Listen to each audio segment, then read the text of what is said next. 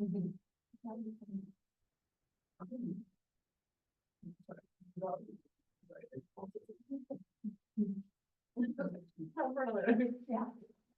so, I'm recording. why don't we record it? I know a lot of us are still eating dinner, so we'll have to eat as we proceed. Yeah, let's see, should we? Is the recording started a second, Roland? Yes, go ahead. Yes, Chair. We have quorum this evening. Let's see, so I'll officially call to order. Do we need to take a roll?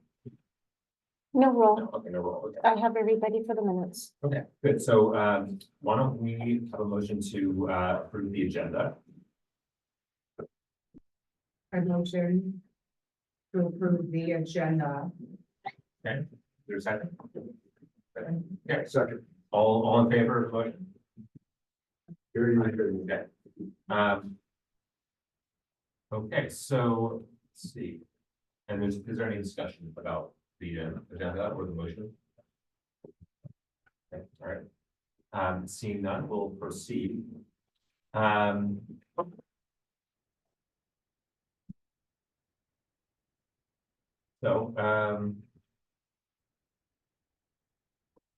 I guess we can move straight to future board items and tours. This item will be presented by Scott. Are you presenting? Ally Director. Ally's here. Hi, Alan. As a reminder, this is also where members of the crowd can suggest items that we'd like to be considered for scheduling in future meetings. So Ally, would you like to tell us about future board items? I will, and I know we're still getting in the rhythm. First, can I just do a thumb check? Are y'all hearing me okay? Quick, thank you, great. Thank you for letting me join you virtually tonight. So you have this in your packet. We don't read it to you, but want to call out just some notable items. One of the most significant happens Wednesday evening, where the Beverage Licensing Authority will consider a liquor license application by our partner at the Flatirons Golf Course. We don't anticipate any issues with that. There has historically been a liquor license at that site for decades, but it is a milestone that will help us finalize a date for opening along with the closeout status. So at your July meeting or sooner, we expect to share with you the date for the anticipating opening of that facility along with the celebration. Want to invite you on July 4th as one of our signature events at the Bandshell in the Central Park. The Boulder Symphony plays an incredible mix of patriotic music. It's a lovely event. Something that is not on the document, but I just wanted to mention to you that on Thursday, City Council is going to discuss what's called a baseline urban services study for the planning reserve. This is property in the north of Boulder that both the city and county through the Boulder Valley Comprehensive Plan had agreed in the future could be annexed into the city to meet future needs. Per our code, the first step in that process is an assessment of the urban services needs. What are the criteria that would be required to make that part of the city? And that relates to transportation and utility infrastructure as well as parkland. So that's a very technical process. We don't expect there to be any policy decisions Thursday night. It really is just a discussion of the findings of that baseline urban services study. But because 40% of the land is parkland, you all might be hearing about it. And so just wanted to make sure you are aware. And then also just highlighting your next meeting in July is where you will take action on expenditures from the Permanent Parks and Recreation Fund. Tonight, you will have a discussion on those items. We really hope for a clean read of that in July. So if you do have questions on the budget or the CIP, we just really appreciate your engagements and questions then, because a unanimous approval is what we're looking for in July. And then also just noting that we are planning for your annual CIP trip in August. This is a really valuable opportunity in the field where we will get to be on site at several key projects and talk to you about them. So just making sure you have those on your calendars. They're really exciting events. And with that, I'll hand it back to the chair. Thanks, Ally. Thank you very much. Any questions on future items? Is there a date for the August CIP meeting? There is, and the date is the 22nd. Great. Yeah, it's our usual meeting, and we're just doing a field trip instead of Okay. being. If we're lucky, we'll have someone from Parks and Rec drive us around the van. Is that Yes, Yeah, that'll be the plan. so? Yeah, so we'll meet at Bill Tate and we'll go out from there. Okay. Okay, Okay, so with that, I think we can move to public participation. We have quite a few comments tonight, pretty much all about, well, we'll see what they're about. As a reminder, this portion of the meeting is for members of the public to communicate ideas or concerns to the board regarding parks and recreation issues for which a public hearing is not scheduled later in this meeting. Let's see, tonight there are 12. Yes. There is no. Oh. The porch plan is on the agenda, so we hold these until we get to that portion of the agenda, or no, it's not a public hearing. Yeah, it's not. Okay, this is an update, it's an update to the board, not a public hearing, so we can hear all these comments at this time. During public participation time, the public is encouraged to comment on the need for parks and recreation programs and facilities as they perceive them. All speakers are limited to 3 minutes. Depending on the nature of your matter, you may or may not receive a response from the board after you deliver your comments. The board is always listening to and appreciative of the community feedback. We do ask, if at all possible, that our speakers use their name to sign into Zoom. I know there's a couple of people who are signed in with like iPhone, and that makes it very difficult for them to speaking. We'll do our best to accommodate everyone, of course. So Rosa, are you ready to Yes, start? yeah, thank you, Mr. Chair. The first person I have on my list is Matt Richtel, but I do not see his name online, not signed in as Matt. So I am going to move to Lori Mason. Lori Mason, I'm going to unmute you. Give me just a chance to call up a timer for you.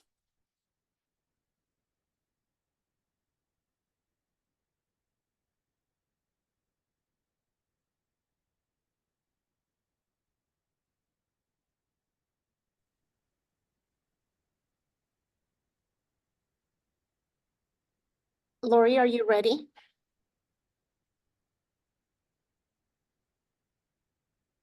Lori, Yes. are you ready? I am ready, yes. Okay, thank you, Lori. Hello, everyone. My name is Lori Mason. I live in Boulder, Colorado, and I am here today to support development of indoor tennis in Boulder.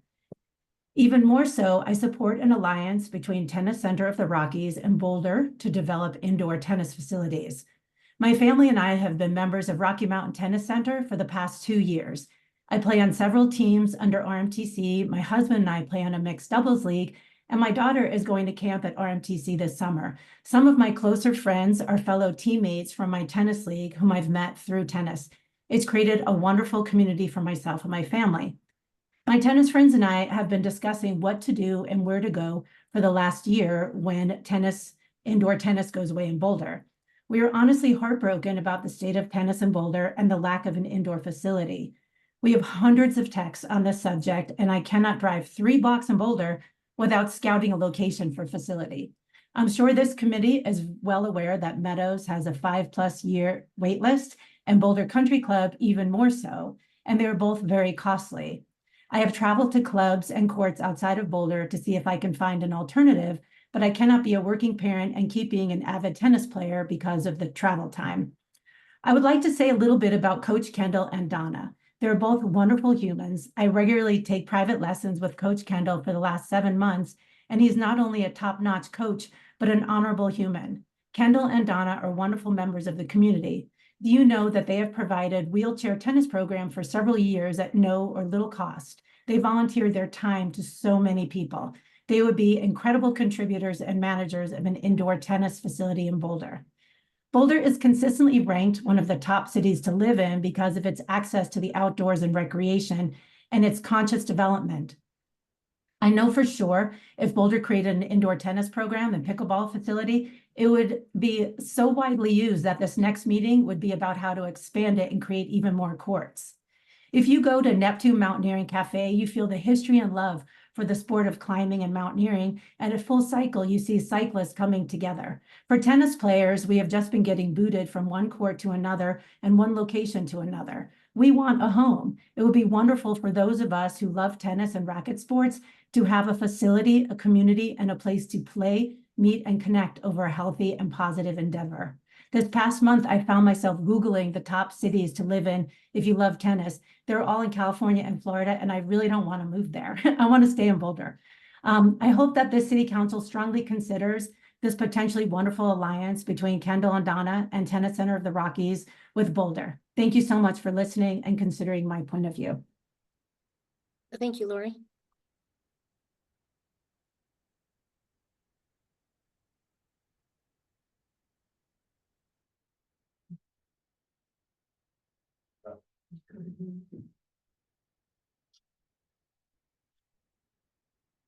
I will now call on Julie Schoenfeld, addressed as Julie. Let me see if I can find you, Julie.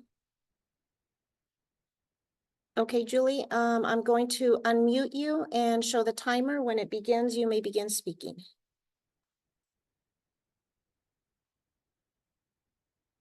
Can you hear me okay? Yeah.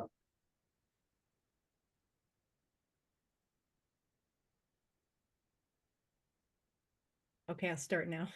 Hello, my name is Julie Schoenfeld. I'm a 30-year resident of the city of Boulder, a current Boulder Housing Partners Commissioner, and a member of the city's Racial Equity Working Group. I'm speaking tonight in my individual capacity. I started playing tennis about 14 years ago at the North Boulder Recreation Center with Gonzo Garcia, who is a Boulder legend, having taught many hundreds of Boulder kids and adults to love tennis. About 10 years ago, I was fortunate to join a private club where my love of tennis has blossomed into what my husband might call an obsession. I now play on multiple USTA teams, and one of them even won a state championship in 2023. Most of my physical and emotional health is due to the exercise and friendships that tennis has given me.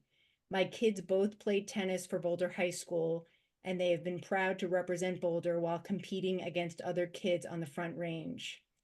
I don't know the exact number of outdoor courts that Boulder has lost with the closing of RMTC, but do feel certain that currently there is no public place to play indoors in Boulder, and that both the CU women's tennis team and the CU club tennis team are without a permanent home. Through the USTA League, I often play teams based out of the Apex Tennis Center in Arvada. That facility opened in 2018 and was funded through a bond passed by the voters. It's beautiful, and it has 4 indoor and 8 outdoor courts, which are almost always in use. Apex holds clinics that fill up immediately when signups open a week in advance. Some of the best adult tennis teams in the state are housed at the Apex facility, and several Boulder juniors currently travel to Apex for lessons and clinics. This year, 3 of the 7 5A girls individual state tennis champions were won were won by Ralston Valley High School athletes. RV is located close to the Apex facility. I support the construction of a public facility like Apex here in Boulder so that all Boulder residents have the opportunity to play tennis year-round without the financial and other barriers that come with joining a private club. I would be willing to donate my time in order to make this a reality. Thank you. Thank you, Julie.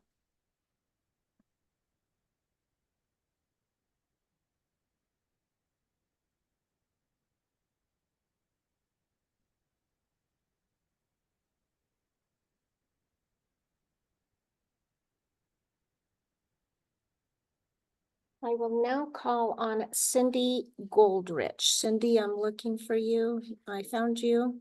I'm going to unmute you and prepare the clock.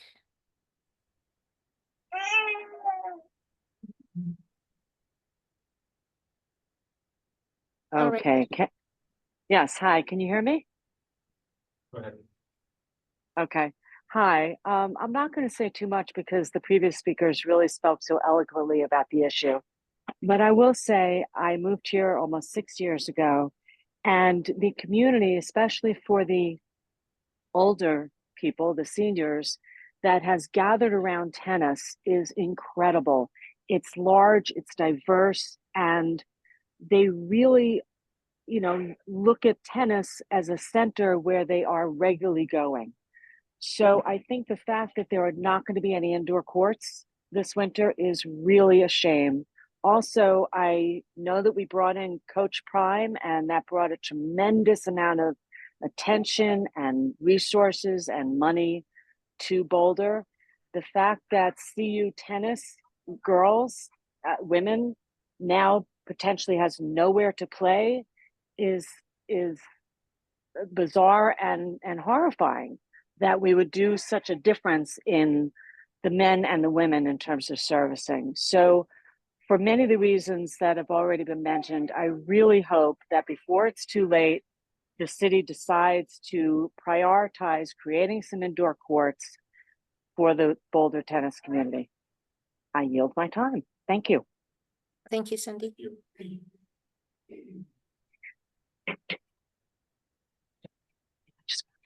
Before the next person, would you just also meet Julie? This isn't cooked enough yet. Now that she's spoken, because it looks like Julie is. Yeah, awesome.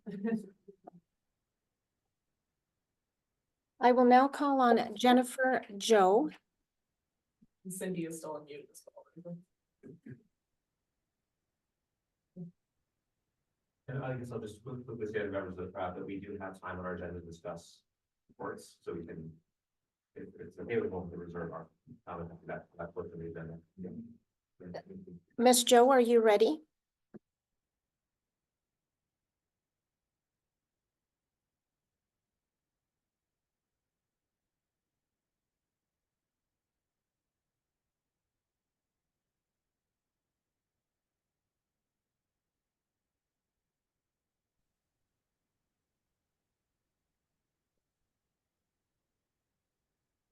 Miss Joe?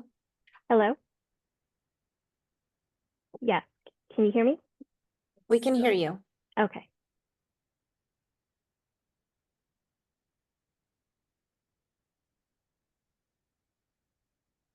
Hi, everyone. My name is Jennifer Joe, and I'm a resident here for 12 years. I moved here from California. Tennis has been a very large part of my life. I played in college, I played in high school, and it was my way of expressing and having a place that I could call my own. I'm going to speak on behalf of my daughter, who is a member at RMTC. She's 13 years old, and she got into tennis because she needed a sport to call her own. It was during COVID where she didn't have anything to do. She decided to take up tennis because also prior to COVID, she was getting bullied at school for being overweight. She picked up tennis as a sport as a safe place. And because I also played tennis, she lost her grandparents, 4 of her grandparents during COVID. And one of her last grandparents was a huge supporter of tennis, and she made a promise to her grandparent that she would actually play in college, because that was her dream, of playing in college and possibly getting a scholarship if she can do that. Her dream is to go to medical school and also to dedicate her life to tennis. Tennis has become who she is, and it's helped her get through a lot of horrible parts in her life. Last year, she was able to become one of the best players in Colorado with the help of RMTC. And she just recently, she's learned that sadly RMTC is no longer available, and there's not a whole lot of places in Boulder to play tennis. That is why she's asking for help to make this happen, that she just didn't put her heart and soul into something to be shut down because she doesn't have anywhere to play. So she's kindly asking for your help to get a place to play so she can reach her fullest potential. And thank you for your time. Thank you. Thank you, Jennifer.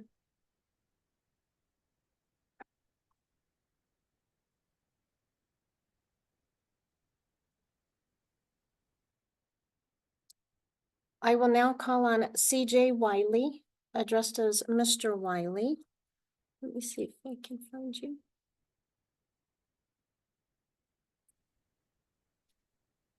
I'm here. Are you ready, Mr. Wiley? Yeah. Thanks so much. My name is CJ Willie. I moved to East Boulder rather recently with my wife and our 4 young children. I want to speak with you about what a healthy racket sports ecosystem looks like. In particular, that ecosystem needs to have a blend of public facilities and private facilities, as these facilities serve different purposes. We have in Boulder some wonderful human resources. Someone mentioned Gonzo earlier.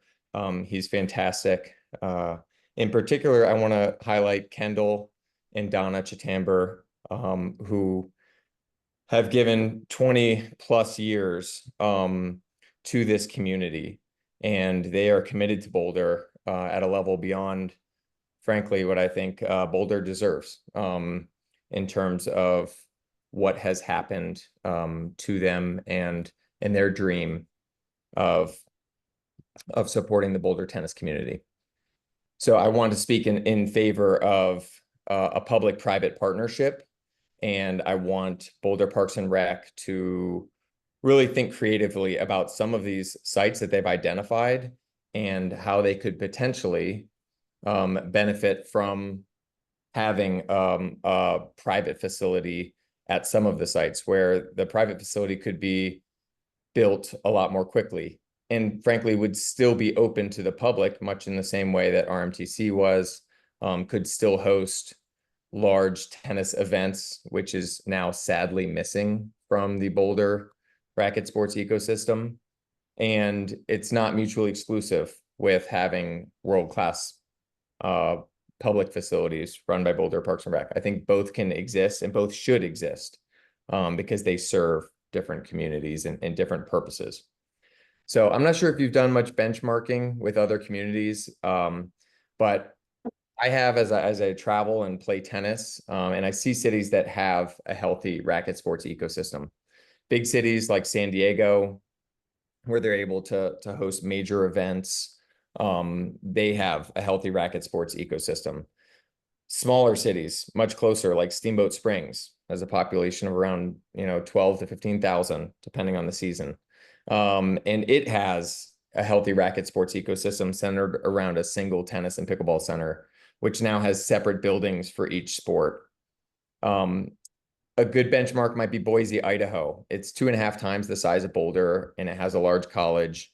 I counted up last time I was there. I think they have more than 40 courts.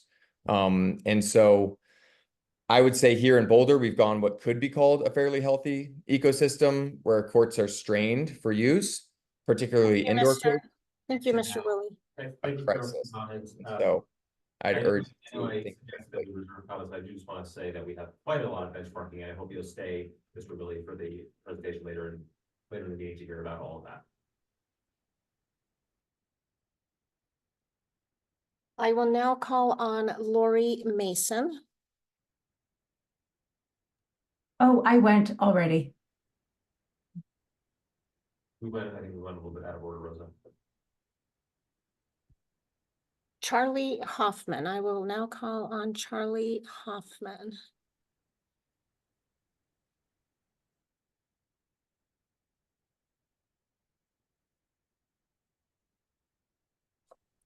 Yeah, I unmuted. Perfect. Go ahead, Charlie. Okay, my name is Charlie Hoffman. I came to Boulder in 1972, so I'm kind of one of the older guys. I remember when Pearl Street Mall was, before Pearl Street Mall, when the street just went all the way through, and there was a very handy junkyard in what is now Valmont Park, which is kind of relevant to the whole tennis situation. I fell in love with the town, large part because of the athletics and all the athletes. Boulder is very remarkable in that regard. Providing opportunities for people to engage in sports, socially, and even running was a social sport for me, provides real value to the community. I've met a diverse set of people as a runner, and now that I'm older, as a tennis and pickleball player. It's been great, but it's also becoming way more difficult to get on a court. The social aspect of the sport has been huge for me. I believe it nurtures a social cohesion in the collective community that is also very important, especially in these times of divisiveness. Public facilities is the best way to bring the full range of our demographic together. To reach the diverse set of people requires a diverse set of sporting opportunities without joining an exclusive club. I'm most concerned about racket sports right now, and by that I mean tennis and pickleball. We're losing 29 or so courts in this calendar year, and all the bubbles at Rocky Mountain Tennis Center has been discussed. RMTC was the only affordable option for indoor tennis in the winter, and they also provided clinics to the general public so we could practice up for the coming outdoor season. Our only options now are joining an exclusive club in Boulder or driving to nearby towns like Longmont for the Longmont Athletic Club or Riches in Erie. So to conclude, I'm emphatic that the tennis center at Valmont Park and additional outdoor courts at EBCC and elsewhere be given a high priority. The 18-month study that we saw this winter provided the racket sports community with some real hope, but now the tough decisions need to be made. So please give that study the serious consideration it deserves. Thank you. Well, thank you, Charlie.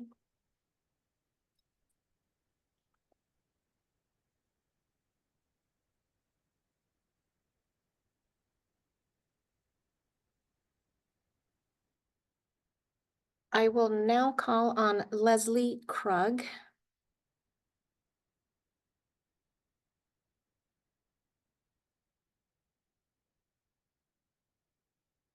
Can you hear me? I can hear you, Leslie. Are you ready? I am. Well, let's go. Hi, I'm Leslie Krug. I've been a member at Rocky Mountain Tennis, formerly the Harvest House, since it opened in 1977. Yes, 47 years there. I am devastated with the city's plan to take away and not replace 27, 29 courts, whatever, and our tennis home from us. We need access to play tennis in Boulder with reasonable availability and cost, both in and outdoor courts, indoor courts being key in Colorado, with professional management, clinics, tournaments, league play, programs for disabled players, and a home for the CU women's tennis team. Rocky Mountain Tennis has done this successfully for many, many years and will be a plug-and-play manager for facilities that the city decides to build. This makes the most sense. Owners Kendall and Donna Tatomber are passionate about this sport and have the experience to make tennis work for all of us. We have such a fantastic community of players and friends who are committed to this life sport game that offers fitness, strategy, social, mental health benefits, competition, increases in longevity, and can be played just about any age around the world. Did you know that tennis can help with weight loss, improve balance, increase upper body strength? It's an aerobic activity that raises your heart rate and flexibility, agility, speed. 3 hours of tennis a week can reduce your cardiovascular disease by up to 56%. It has been proven to be the best sport in which to start children, as it addresses most athletic competencies. And playing tennis extends a healthy lifestyle anywhere from 6 to 10 years. Longevity is a hot topic these days. We all want our golden years to be healthy ones. It can be played by a huge range of ages, from the very young to the very old. And Rocky Mountain has a 100-year-old woman who credits tennis for helping her maintain a healthy lifestyle. Mental health, social activities. It's all about our community. We have great players. We're many education levels. We're very different ethnicity. We do multi-sport. We're just a very cohesive community. And I would ask you to please build this facility that meets our needs. Consider Donna and Kendall as the managers of a new facility, and take care of us. Thank you so much for listening. Thank you, Leslie. I just want to offer one point of clarification that we shall be clear on. It was not the city's decision to redevelop private property at Harvest House. It was private developers who made that decision. I will now call on Roseanne Amoyles. Let me see if I can find a Roseanne.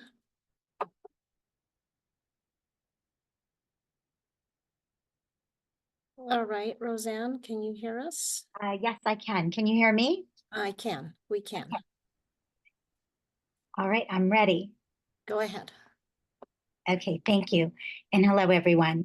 I'm Rosanna Moyles, and I moved to Boulder exactly 2 years ago without knowing anyone. Rocky Mountain Tennis Center became my community. Through the club, I have made friends and had a soft landing to this amazing city, learning about the Boulder Newcomers Club, now serving on that board and volunteering locally, all because of the people that I met during clinics and the pros and all the teams that I've been able to play on. I'm so sorry. I'm thrilled to hear that the city does have plans for new courts, even though it still doesn't come close to replacing the 27 courts that have been demolished at the old club at Millennium and now CU South. I realize some of that was a private situation, but CU South is just such a beautiful place. It's so sad to know that those courts are going to be under 20 feet of, they're going to be buried under, like I heard, 20 feet of land. But I want to say that I'm just so impressed with the Rocky Mountain Tennis Center model, that it's home to wheelchair tennis, building more than just new tennis players, but giving real purpose to people's lives, youth and adult with disabilities, and being the home of CU Tennis. I've just never seen anything like it. And I've been playing tennis since I was 7 in many communities around this country. I mean, even before I actually joined the club, I was always made to feel welcome in the clinics. And Donna and Kendall really know how to create community, to be inclusive, and just to teach this amazing sport to others. I mean, I'm sure you guys have done the research. There are definitely public-private precedents for this in other cities. There's Sport Time in New York, which I had the opportunity to play at when I lived in that part of the country. But I just want to say that I'm sad that the club is going away, but it would be such a gain for the entire community if Boulder looks to Donna and Kendall to bring some kind of public-private partnership to Boulder. And I thank you for your time and consideration. Well, thank you, Roseanne.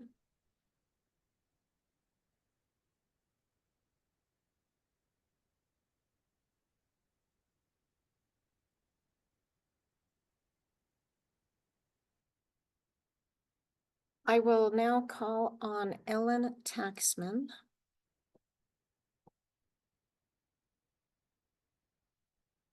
Ellen, are you with us? I am. You hear me? We can hear you. You ready? I'm ready.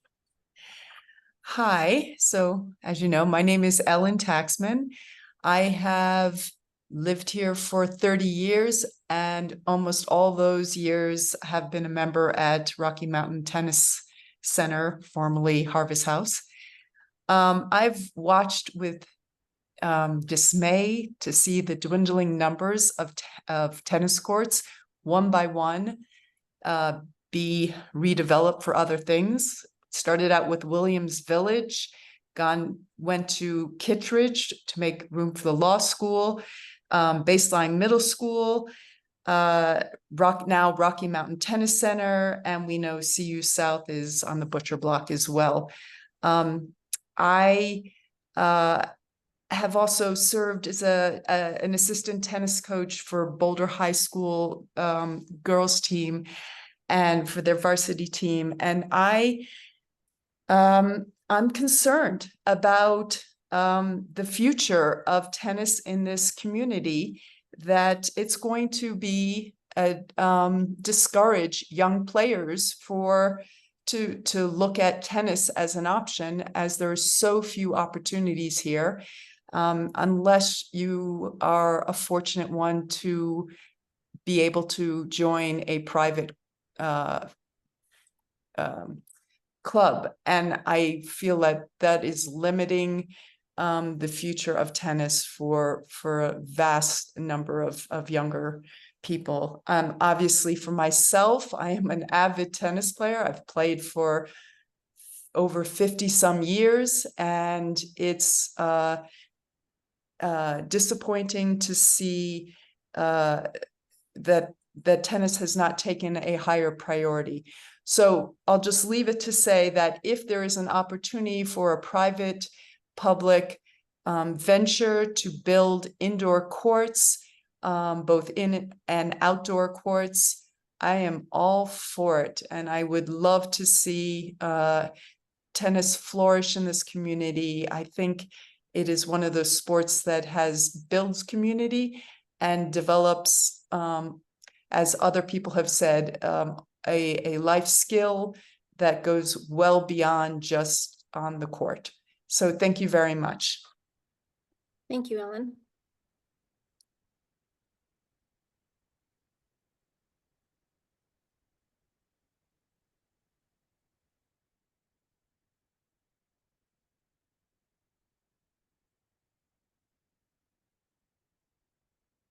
I will now call on Roger Larson, addressing as Mr. Larson.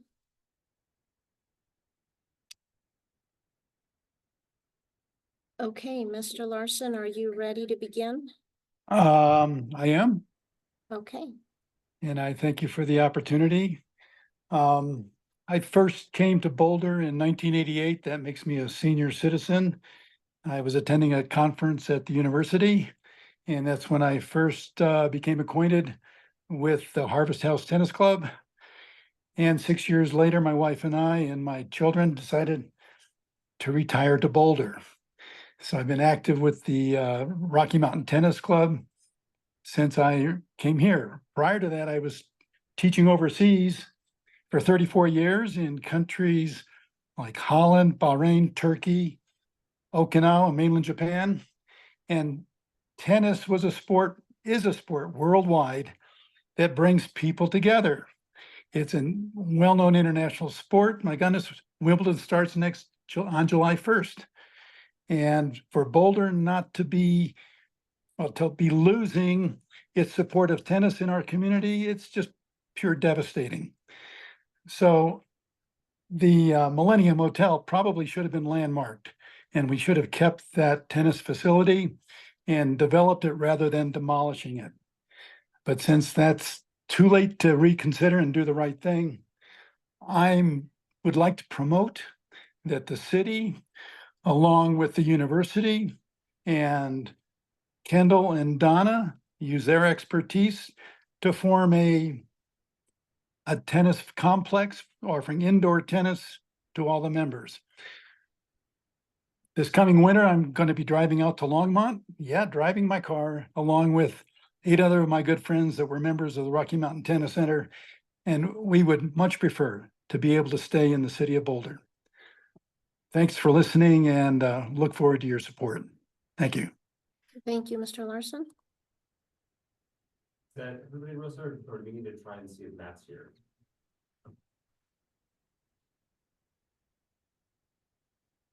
All right, I am going to call on Matt Richtel, if I can find him.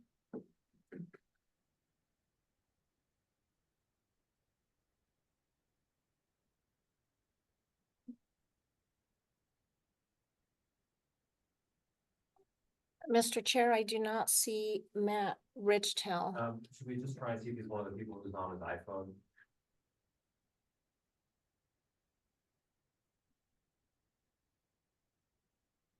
Mr. Richtel, is that you? Yes, I'm here. Yep.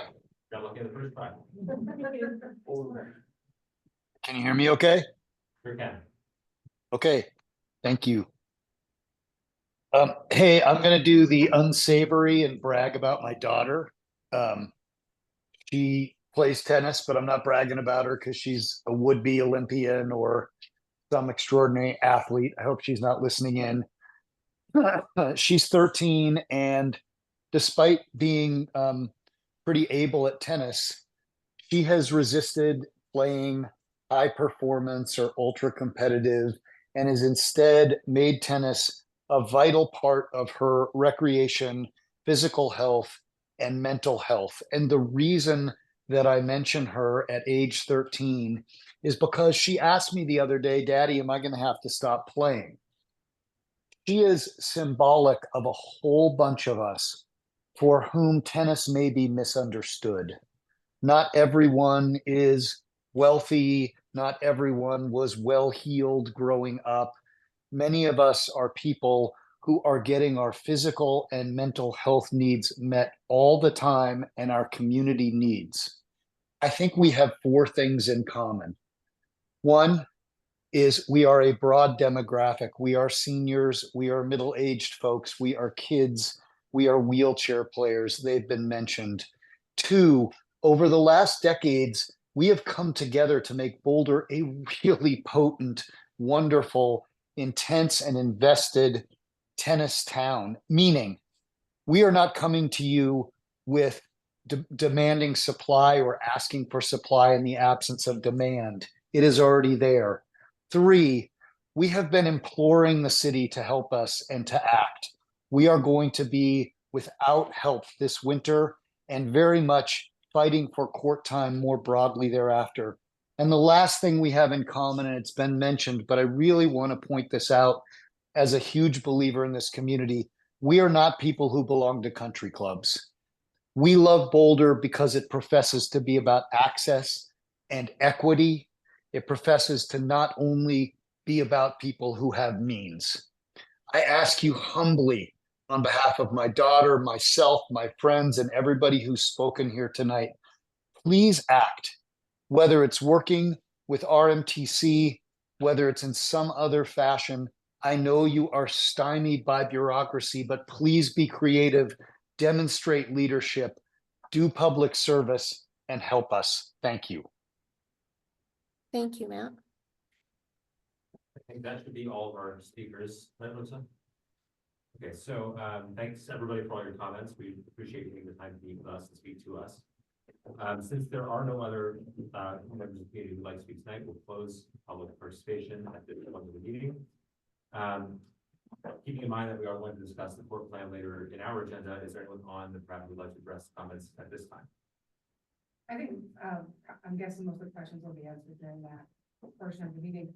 My only question is, can somebody explain what happened with RMTC at Millennium House, just so those of us who might not have a full understanding of what went on there? They were leasing that property Okay. from the people who owned it, and the owners decided to sell it for development. Okay, so, okay. All right, we'll wait until later. Thanks. And I would just note at this time that Sunny is listening in. She's specifically asked that we not call on her because she's, I guess, trying to attend other business at the same time. But she may chime in at any time she likes, of course.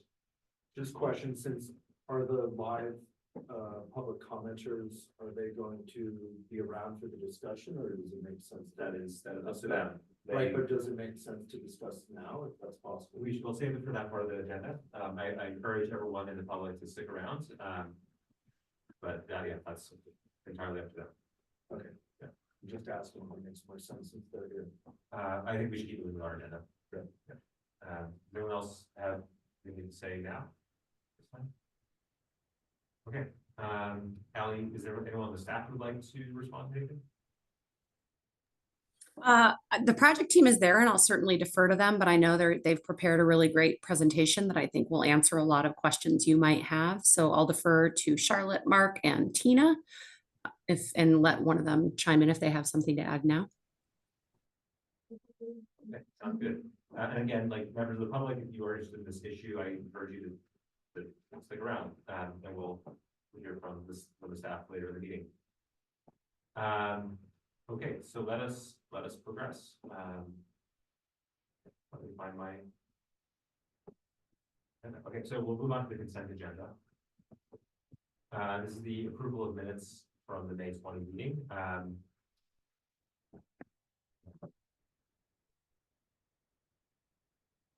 So would anyone like to make a motion to approve the minutes from the May 20 meeting? I'll make that motion to approve the minutes from the last meeting. Okay, is there a second? I'll second. All in favor of the motion to approve the minutes? Aye. Okay, very good. Motion approved.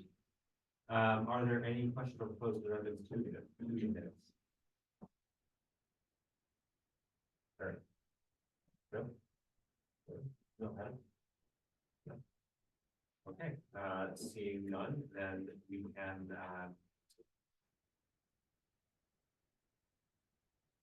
Make a motion to approve the minutes. Let's make that one. You approve the motion to consider. Okay, Now- well, I now approve we're- the motion. Okay, I motion to approve the minutes. okay, and I'll second. Okay, so everyone in favor of approving the minutes from the May 20th meeting, say aye. Aye. Okay, great, approved. Let's see.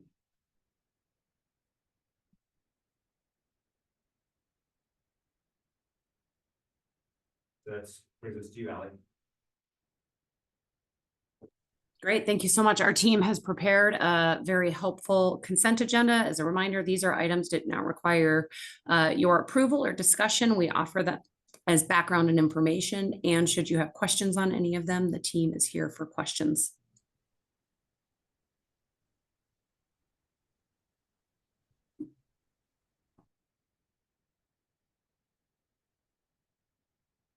Very question on the consent agenda.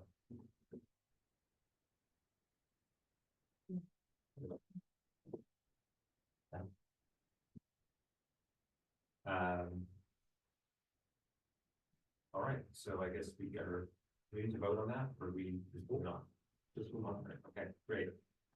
So operation updates? The consent agenda is inclusive of the operation updates and the planning updates. And so with approving it, you do it all in one fell swoop. Good, okay, so we're moving on to action items. Which is the public hearing consideration of a motion to name the park on Violet, Primos Park. Who's presenting this? Okay, great. Yes. Hi, I'm Charlotte O'Donnell. I know I've seen some of you virtually, but I'm a city planner with the Boulder Parks and Recreation Department. And Rosa, before I begin, would you also make Ashley Pelletier a panelist? She's our consultant with Suzaki, who's been working on this project as well, and she'll help with our later presentation about the design. Right now, we're just talking about the names, since that is what we're asking you to take action on. And Darren Wagner, also, I see her face just jumping up online. She's at home virtually with us, so she'll chime in if I miss something. She's our wonderful project manager. I don't know, Darren, if you want to say anything else to kick it off. Okay, or Mark or Alan. So just mentioned that the project manager has a temperature today, so she's sort of. Right, fine, yes. Yeah. All right, awesome. Thanks for noting the function as well. She can chime in if she'd like. And I'll start out by sharing my screen, and then Rosa, I'll have you pull up the video in just a couple slides when we get there.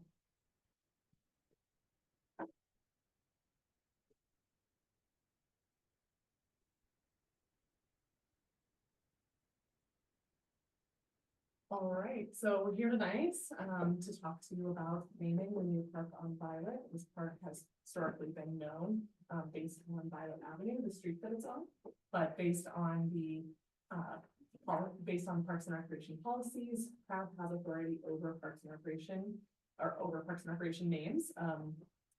As long as the name is not after a sponsor, donor, or one individual organization, which in this case is not. So that means that it falls to you all to make this decision.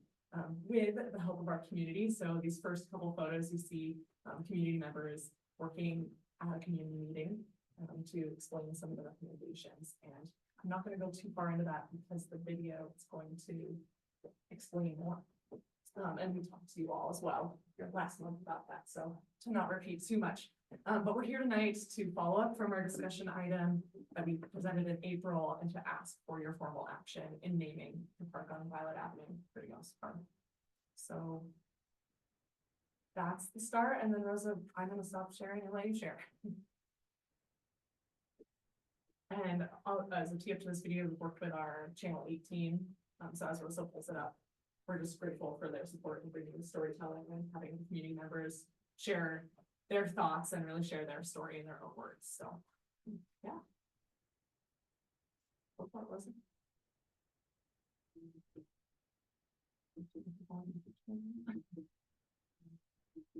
We're working to design this park with the community, and we're here today to celebrate specifically the name that our community has come up with for the site. The recommended name for the site is Primos Park, and Primos means cousins in Spanish, and it reflects our kids' hopes of coming out to the site with their cousins, with their families, with their close friends, and getting to enjoy the park in the future. So this is a neighborhood park, which means that it is publicly accessible, but it's meant to really serve the people that live near it. So the people that live within walking distance and can get to the park easily. The process for naming the park was that first we worked with youth in Boulder Meadows, which is right here next to the park. And they helped us brainstorm ideas. They also interviewed adults in their lives to come up with extra ideas and understand what this site means to people in the community already, even though it's not officially that park. My favorite part was collaborating with others and just kind of, well, getting to kind of just have a say in what happens with the park. I like the park a lot. When asked if it should be Parque de Primos or Cousins Park, the kids gave us very strong feedback that no, it should be part Spanish and part English, things that they kind of blend in their everyday lives. So we're really excited that the community had the chance to give it a name that represents their values and what they want to see in the park. Este nombre fue escogido por la juventud de esta comunidad. Ayudaron bastante a que este parque y este nombre del parque tuviera un gran sentido, tanto de familia, tanto como de comunidad, tanto de lo que realmente nos ata como comunidad de diferentes fondos, de diferentes etnicidades. And then maybe if we just make it full screen again. I hate to for people this. Primos para mí es algo muy bonito. Para mí, primos no solamente es alguien que esté relacionado conmigo, o sea, un primo de veras. Pero eras mi primo, no por ser familia, sino por ser alguien muy cercano a mí que te consideraba como familia. Then our community connectors helped narrow down those ideas and took them to a public meeting in March, where the community got to vote on the top 5 choices that these kids and community connectors were recommending. I wasn't the one that picked Primos Park, but I liked it because it kind of reminded me of like when my aunt and my cousins, we used to come here and like watch the river and stuff. I'm one of the community connectors for the new Park on Violet project. Community connectors are people that do outreach in the community and represent voices that were formerly marginalized or oftentimes get overlooked. I'm the community connector for people with disabilities. The new Park on Violet has a name called Primos Park. Primos Park means to me a place where you hang out and it feels like home, and I want this to be a welcoming space for everyone. By the name of this park, anybody can come over here. The center of progressive, anybody, all persons are welcome over here. This is the Primos Park. Everybody, welcome everyone. So this fall, we will have a final design for the park that we'll share back with the community, and that will include lots of different things. So keeping this wonderful creek and lots of these beautiful trees and adding more beautiful trees, more wonderful places to sit and play and within nature, a place for food trucks and community gatherings, and lots of other things that our community has told us they want to see. We're excited that this park will be one of the first fully accessible parks in Boulder.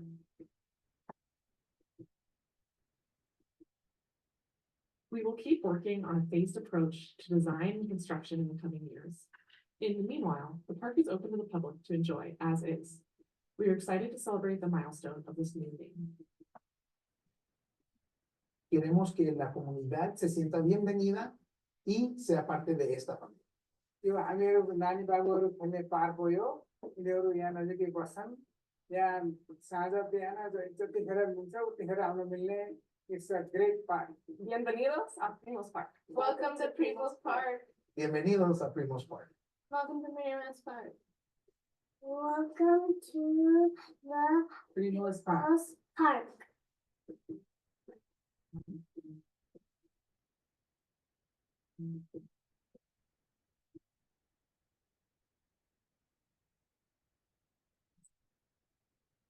All right, so since our Zoom didn't cooperate very well with the subtitles, you may have noticed that when people are speaking English, there are Spanish subtitles, and then when people are speaking Spanish, there are English subtitles. So done very intentionally, as the name itself is bilingual. So I just want to read a little bit of what Bernardo Padilla, our community connector who you heard speaking Spanish in this video, said. So he says, this name was chosen by the youth of our community.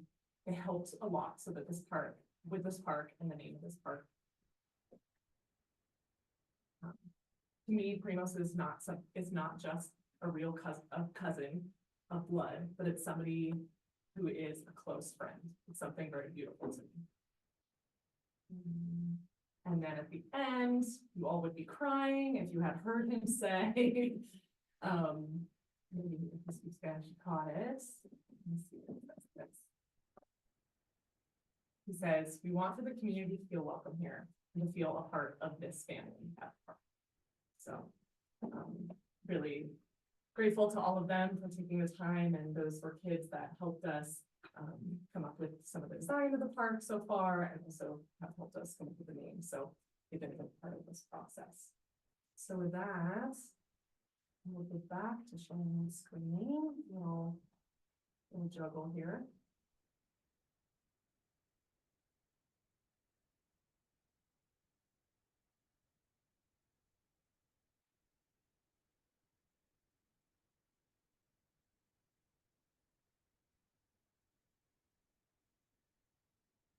So we're asking you to take action tonight, and then the next steps for us after that action would be notifying city council. So we did send them a heads up after your May meeting with the discussion item information.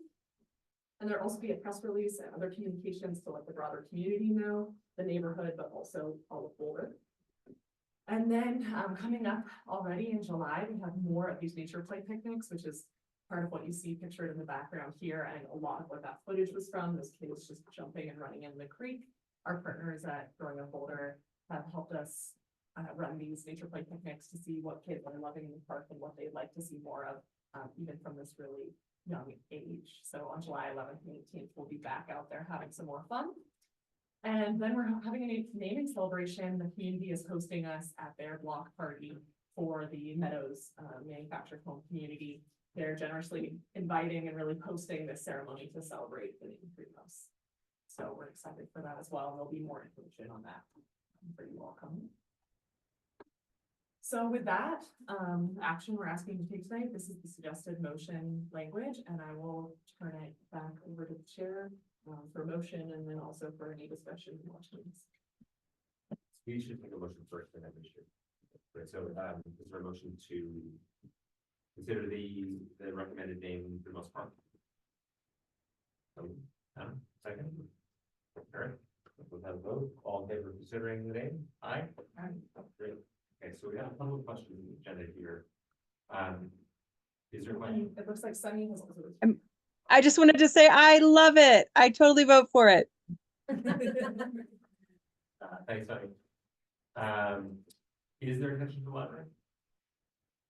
Yeah, with the naming, not at this time. They didn't necessarily consider, I don't know what the naming process was like for the library, but those processes did not begin.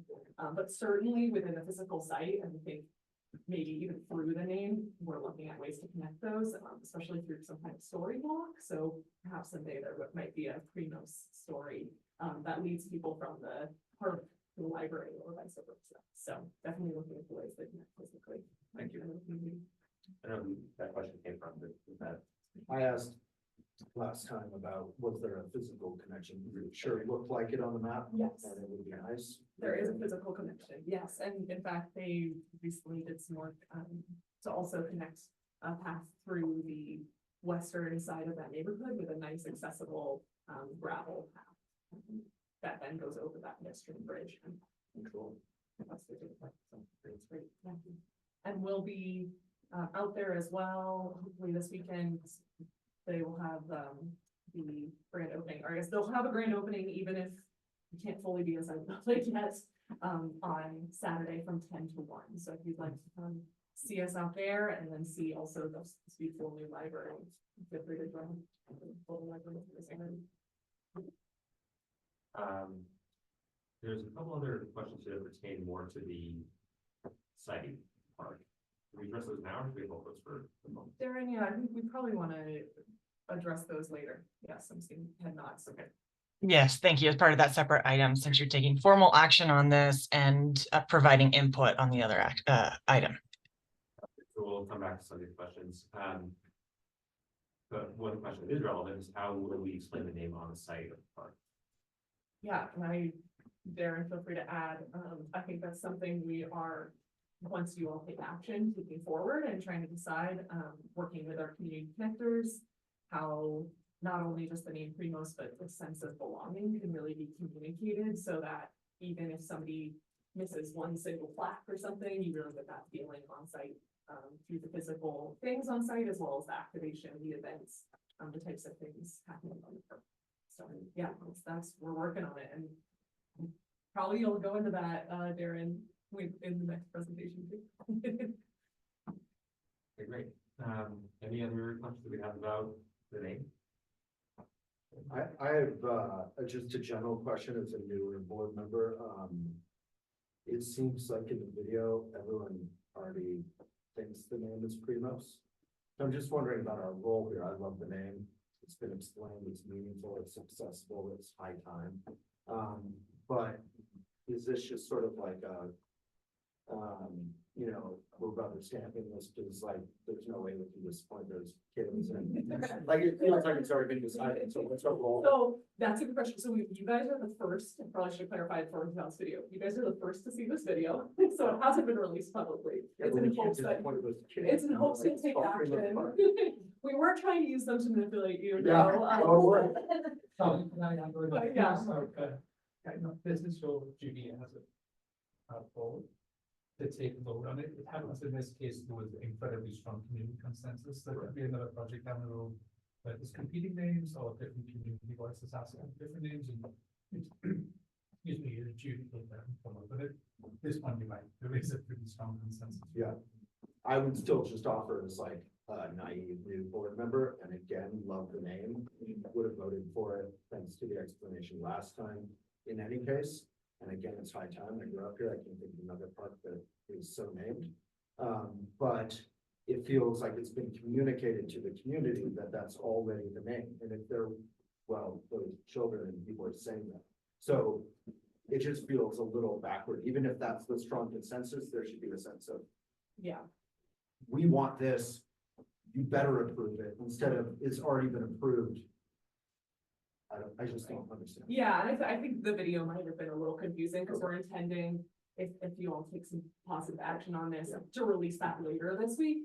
All of these people in the video do know that it's recommended and that it's going to make it approvable. So, and in fact, I think most of the little kids playing in the creek have absolutely no idea and wouldn't have paid attention to us even if we said this name. So The second I don't know, question- Darren, if you want to chime in. I appreciate it, Charlotte. I would just emphasize that the three community connectors in particular who were a part of the video and that have spoken to you previously have one of their most important roles for us is to communicate our process and status back and forth so that they fully understand where we are and help the community understand that. And so they are, in fact, we just had a meeting with them at 4 o'clock this afternoon where we were reiterating yet again that tonight you're taking formal action on it. So they've been our liaison in that communication back and forth. I appreciate it, just like from what Mark was saying, like, in this case, it's super easy and joyful, but if there was a tough one and people had expectations that their side or whatever was gonna get it. Which is good. My other question, just since there is a significant, there's different, you know, there's a lot of diversity in the communities around this park that the explanation would be translated, I hope. Thank you. Eric or Jay, any questions? Thank you so much for all your hard work. I look forward to the meeting. Anna, do you have any questions about the name? No. Good. All right, well then shall we vote to approve? Is there a motion to approve the name? I'll make a motion to name the neighborhood park on Violet Avenue, Primos Park. For a second? A second. Sunny seconds too. Okay, let's have a vote. All in favor? Aye. Aye. Aye. Aye. Okay, any opposed? Okay. Approved. Great, thank you. Thank you. And thank you all for your hard work. great job bringing the community in. And great videos, yeah. Videos. Okay, so we move on to matters from the departments. Is this, Ally, are you taking this one over? Should be.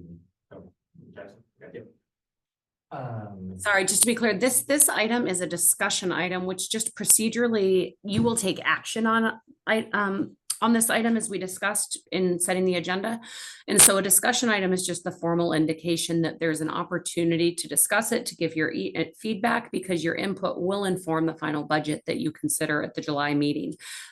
Jackson Height is our business services manager. He is presenting this item, and it represents a whole lot of work by a whole lot of people. And we look forward to our conversation.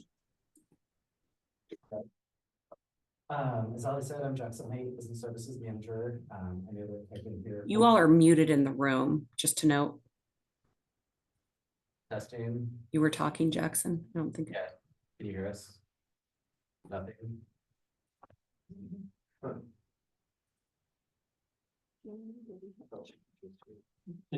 You can't hear Ali? We're good. It's good. That was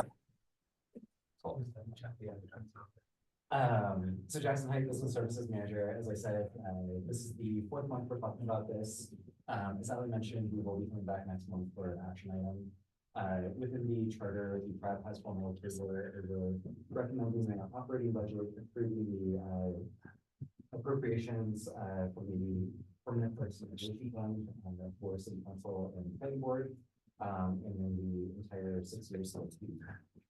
Top half of this chart really identifies all of the touches of PRAB.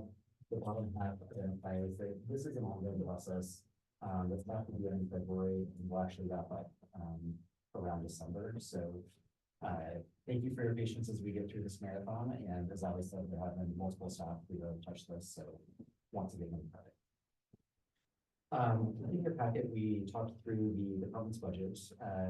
We have two scenarios, and this is really because we are continuing to work with our partners in central budget, the finance department, the executive budget team, the project review team. There are so many internal stakeholders that are reviewing this budget at the same time, perhaps going through it. And this mirrors what other departments and other boards are going through. So what we have is two different scenarios. Scenario one is really focused on our most fiscally constrained version. This would maintain current service levels and fund cost increases for existing contracts and services. There are 4 fixed-term positions within the budget that are set to expire at the end of this year. And unfortunately, those positions would not be included in the scenario. Our preferred recommendation as staff is scenario 2. In this, we would convert 6 ongoing positions from fixed-term into ongoing. There's 3 staff associated with the Urban Ranger program. We would actually expand the Urban Ranger program to a total of 5 positions because of how this helps us with coverage across the system. And then additionally, there are the senior landscape architects that really aligns with our CAP and taking care of what we have. This scenario also addresses minimum wage and compression issues, both at the statewide level and expected actions with Boulder County in order for us to remain competitive in the workforce. Once again, it maintains our current level of services, and then those scenarios really focus on decreased spend on CIP. What we found is we had 3 projects that were partially funded that would never really amount to any significant change that the community would see. That we have taken funding out of those projects and really put it towards park refreshes because we think that this will have a greater impact where people can see it, and it's putting those dollars to a spot that has a better use. Outside of this, we do have the Community Culture, Resilience, and Safety Tax funding that was approved by the voters in 2021 to focus on Civic Area Phase 2, the Pearl Street Mall, and East Boulder communities. I recognize that both of these scenarios are really rather fiscally constrained, and that's the environment that we are in. As I shared with you last month, we are seeing flattening sales and use tax, and then there's statewide concern about property tax. Given pending legislation. So we do highlight what scenario 1 looks like. You will see that the major areas of red are decreases. Big areas of decreases are really tied to one-time funding that will not carry forward from 2024 to 2025. and then also the realignment of CIP. As we've talked with you about previously, we do have fluctuations in CIP spend year over year. And this is really tied to when we're doing projects. In 2020, we had a significant spend associated with Scott Carpenter Pool and the Boulder Reservoir. And we had a slower time period as we are starting to plan for the next projects. So in scenario 2, you will see a very similar outlook. This once again has the large decrease associated with CIP. And once again, that's tied to the changes and fluctuations in our capital projects. There is a small increase in the general fund, and this is really attributed to the Urban Ranger program. And I recognize that seeing these decreases is really hard to visualize, so we do have a graph going back to 2019. This shows in 2019, we did pay for 2019, we paid for 2 of our largest CIP projects, the Boulder Reservoir, Visitor Services Center, as well as the Scott Carpenter Pool project. In 2020, we did have a decrease in spending as we went into the pandemic, and that further decreased in 2021. You will see that 24's budget, we have ramped up to a very high level.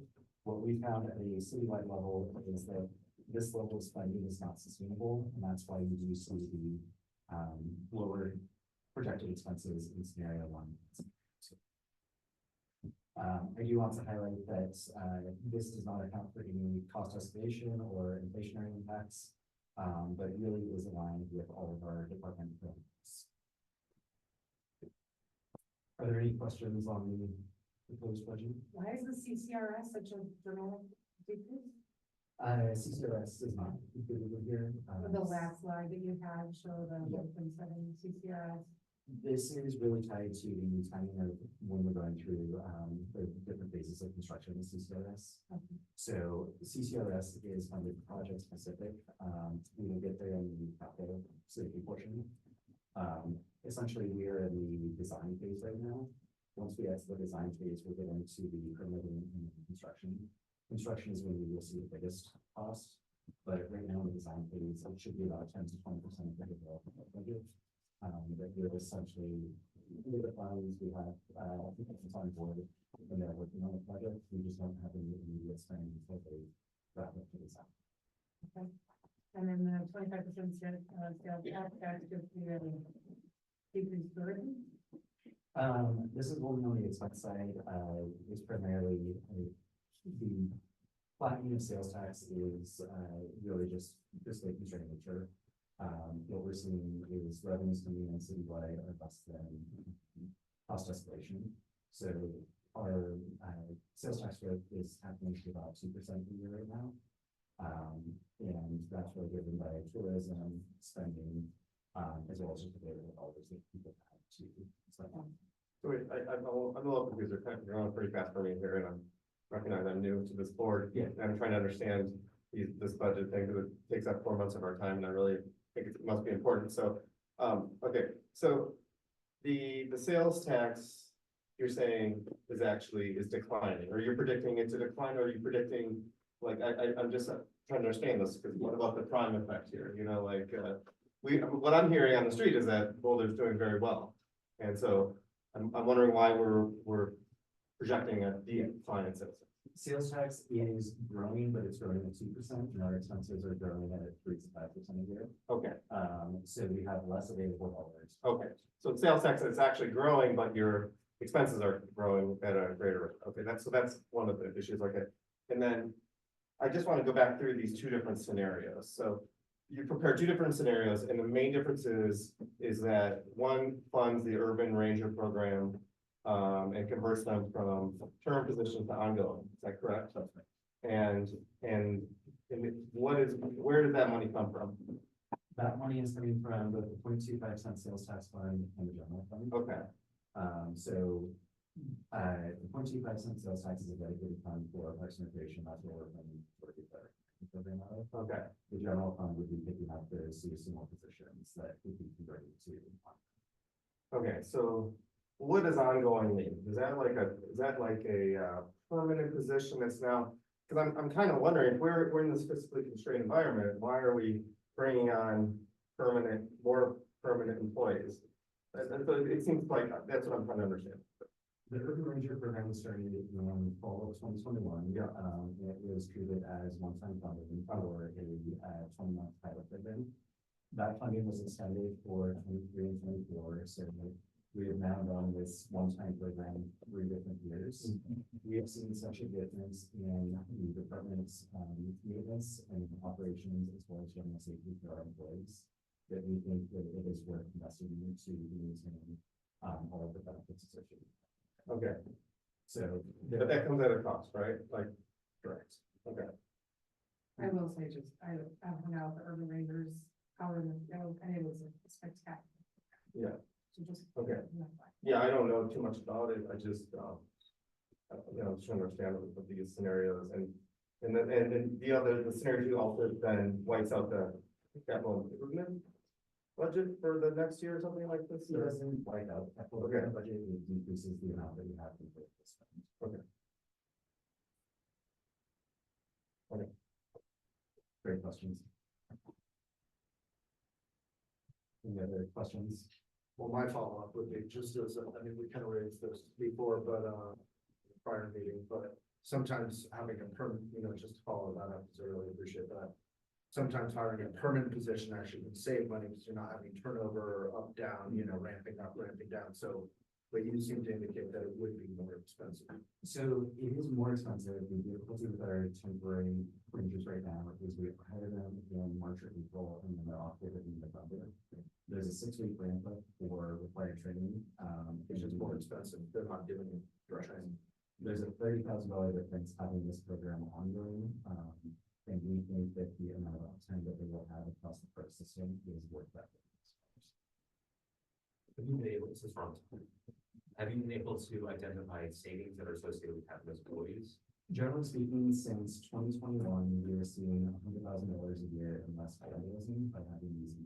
So vandalism is being tracked primarily in the civic area, along Blizzard Creek, and then our future parks. We have seen a decrease in the overall vandalism that is occurring. Vandalism still does occur, and it's really hard to project that. But what we are seeing is a year-over-year. Eric, do you ever get any background on this program? Just not a little bit here and there. Okay. Maybe that's, Yeah. last year, one of the Rangers came and spoke to Okay. the board, we had to not turn on the radio, I'm gonna do that again in the future. Can we go to the slide on the, like the history of this budget or the budget, what we're signing here? So you're saying the budget basically started high because the big expenses in 19 went down.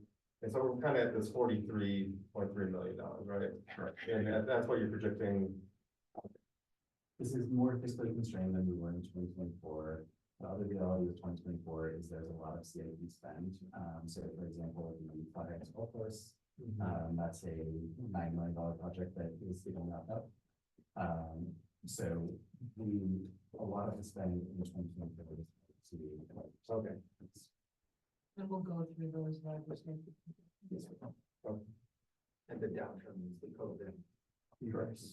And you saw that 2020 really wasn't as significant as 2021, and that was because we already had CIP projects in the works.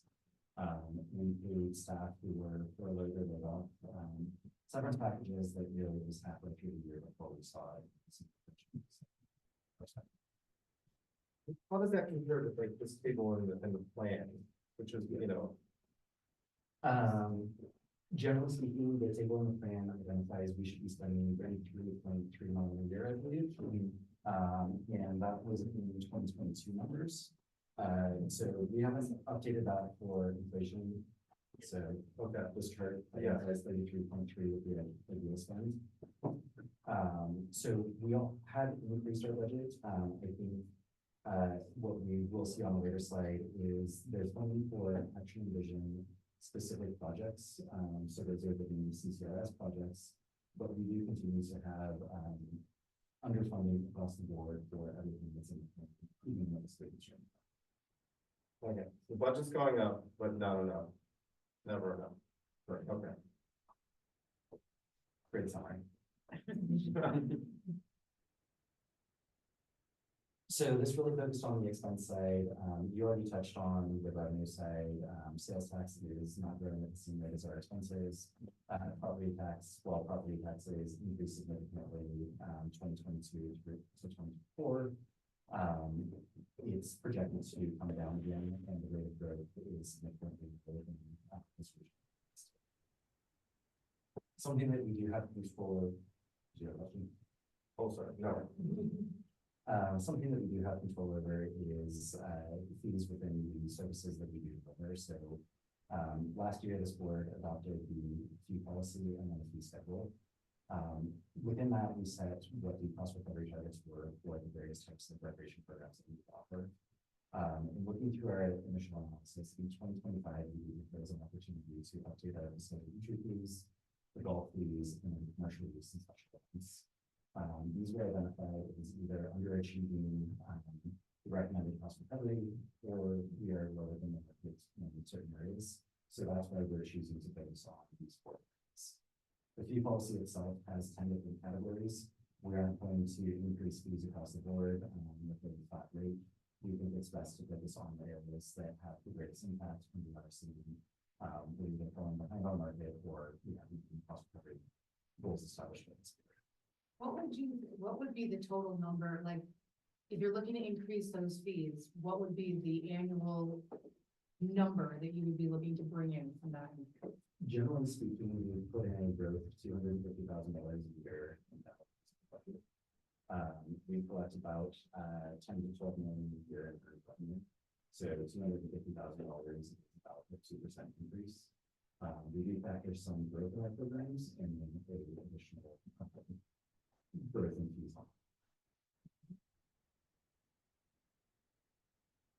So I know that none of you got on this board to really focus on fees.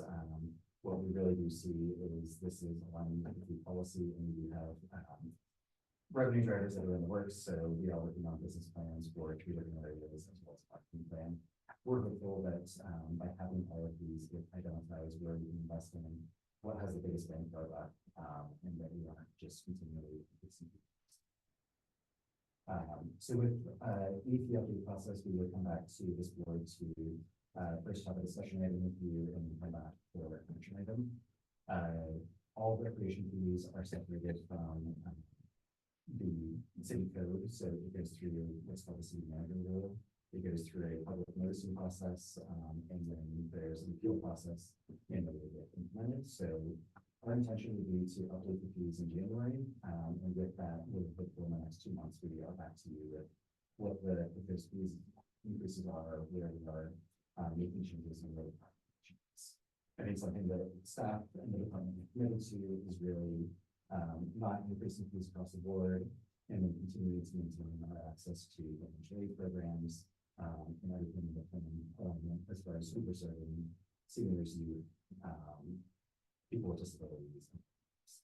And when was the last time the fee increased? We did a fee increase last year in January 2024. That was really the first time we have had a department-wide fee schedule. So we took 3,000 fees and simplified it down to about 240. And that is what was approved. So we do have a space for appointments. So I think this is really, this entire conversation is focused on the long-term financial strategy. You will see in the attached financials that our revenues are not being increased with expenses. So we do have balanced funds in 25 and 26. In all 3 funds, 2 of the dedicated funds are balanced for all 5 years, so through 2030. What we've seen is in our recreation side, we treat it as a quasi-enterprise, but also a social enterprise fund. So we're not in the business to make money. We're in the business to balance our budget year over year and make sure that everyone's expenses with each other. And unfortunately, just with the costs increases in labor materials, we are seeing that it is further and further to balance all of our funds. In the only department that's facing this challenge. So citywide, there is a long-term financial strategy, and that is supposed to focus on a lot of things. So we recognize that as a department, we have certain control over our funds, our dedicated funds. You know, we need to identify what services would need to be turned off or decreased, should funding decrease over time. So our hope is after this summer's operations, we can really look at those cost recovery targets and align areas of revenues and expenses. And then next year, we do plan to implement a new recreation management software. And with this become a new cost recovery software with it that will help us really simplify the process here. So in terms of the citywide long-term financial strategy, I think there's a five-part process that really looks at how the city's doing about everything. But the timeline for this is still a little uncertain, but we are in the third year of budgeting for resiliency and equity, which will align key performance indicators, outputs and outcomes with where the money is going. We've already done our key study in Parks and Recreation, but there are some of the other city departments that have a key study in place, that there would be a comprehensive key study section. At a citywide level, there's also a desire to understand what the floor levels are, or what the service levels are for each department. The department master or department plan identifies what a fiscally constrained action and vision level is, but as we can see right now, we aren't even everything in our fiscally constrained. It seems like there is a really clear that needs to be addressed as far as what are the core services that can be offered. And because this would be a citywide process, there would be significant community engagement, and then with the refinement of policies, and then this could inform rollout and for some alternative option to generate additional.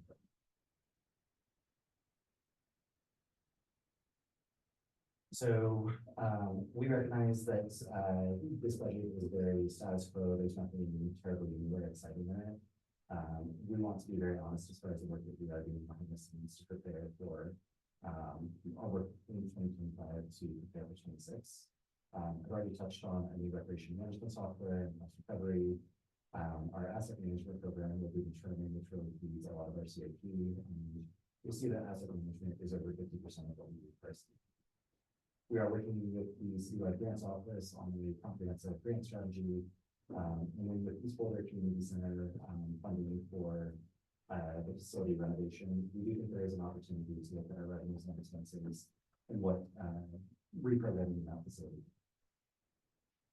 That being said, we have gone through all of the department plans, and there's 21 positions that we think we don't have funding for, and are even identified in the 5 positions we've already, 6 positions we've already discussed. And then with that, we recognize that we are underfunded in terms of our CIP, as well as our ongoing operations and maintenance, that we do want to look at what the best method is to fund that at the appropriate level.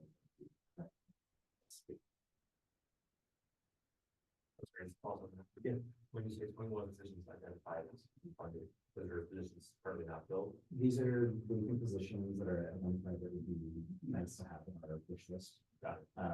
So we have the number of trees that we take care of has increased by 10,000 over the last 7 years. We would obviously love to have more forestry versus support this. The reservoir golf course, we don't have business plans and anything we put there opportunities for such media events that the prior issues have.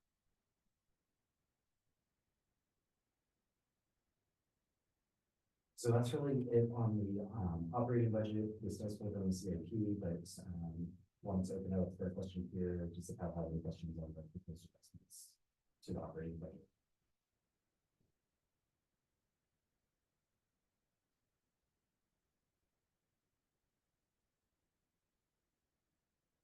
All right, Mark and I are going to tag team this part. The CIP is focused on the next year for appropriations, but is really a 6-year plan.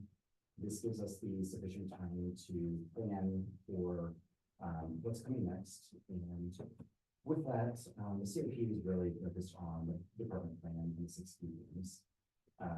We try to tie every project in our CIP back to one of the themes, as well as the different plan alternatives that are.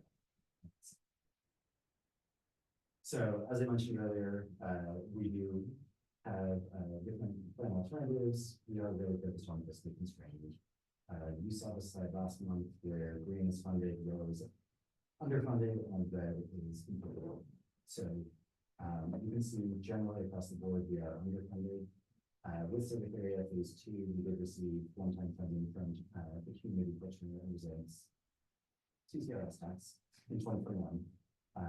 So that's why we are able to achieve that action level. In terms of facility, once again, we're underfunded across the board. The real area where we are funded is the courts study. I know you'll hear about that more tonight, but that isn't something that we can just flip the switch and everyone's right tomorrow. This is a 6-year plan because the CIP is over the course of 6 years. Within the department plan, as well as the capital investment strategy that we reviewed last year, we really break CIP down into 3 different categories. Asset management is the bread and butter of what we do, which is taking care of what we have. That's one of the key themes for the department plan.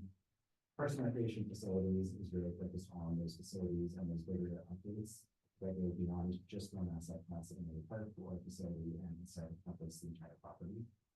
And then system planning is really about 5 to 7 year look ahead as far as what it is we can do to help better prioritize and understand funding levels required for the 2 categories system. Something that we really rely on is the equity mapping that was done as part of the 22 department plan. And you can see there for the more quickly colors are areas that were significantly underinvested in areas that we wanted to further invest. These were based on 4 different factors that are described in the 22 department plan that looked at urban forest tree cover, financial aid obligations, and just general demographics that we live in these hexagons. So what you'll see is Mark and his team have done a very good job of identifying what projects really align with those areas and how we are investing in areas that we historically understand. So by the part that we talked about earlier, the part of Northland, you can see there has been severe inequities there, so we're very happy to invest there. Mapleton and East Mapleton, Baldwills, and the Border Junction Pocket Park are located in this central area, and then we are doing asset management throughout, civic area design, and then these other things are.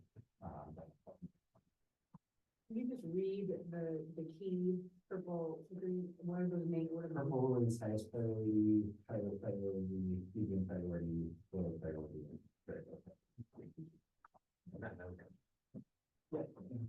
Wouldn't the Belmont Park, that's not funded, be more aligned than with the simple thing like the Border Junction? This is what goes right here, so Belmont would be in the spring area. It is definitely adjacent to that one before us around that. No, just add to that, we do through a separate funding mechanism have funding for East Mapleton Border Junction Park, there isn't anything else yet. And so we're able to fund those, and they're the main service parts, for example, for the new Border Junction development. And then unfortunately, Belmont South is a project that we currently funded. That with Jackson that currently is underfunded, not funded.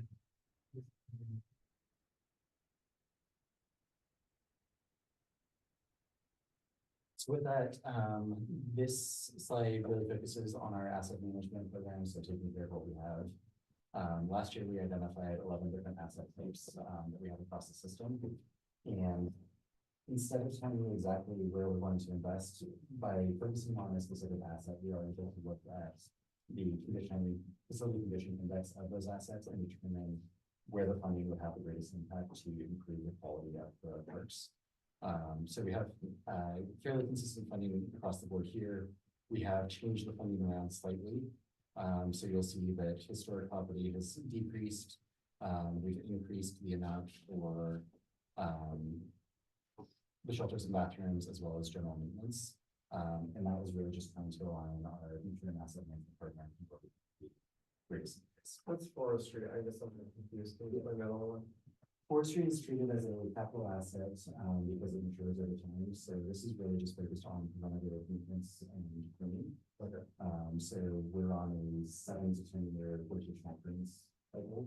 And this is the funding for this.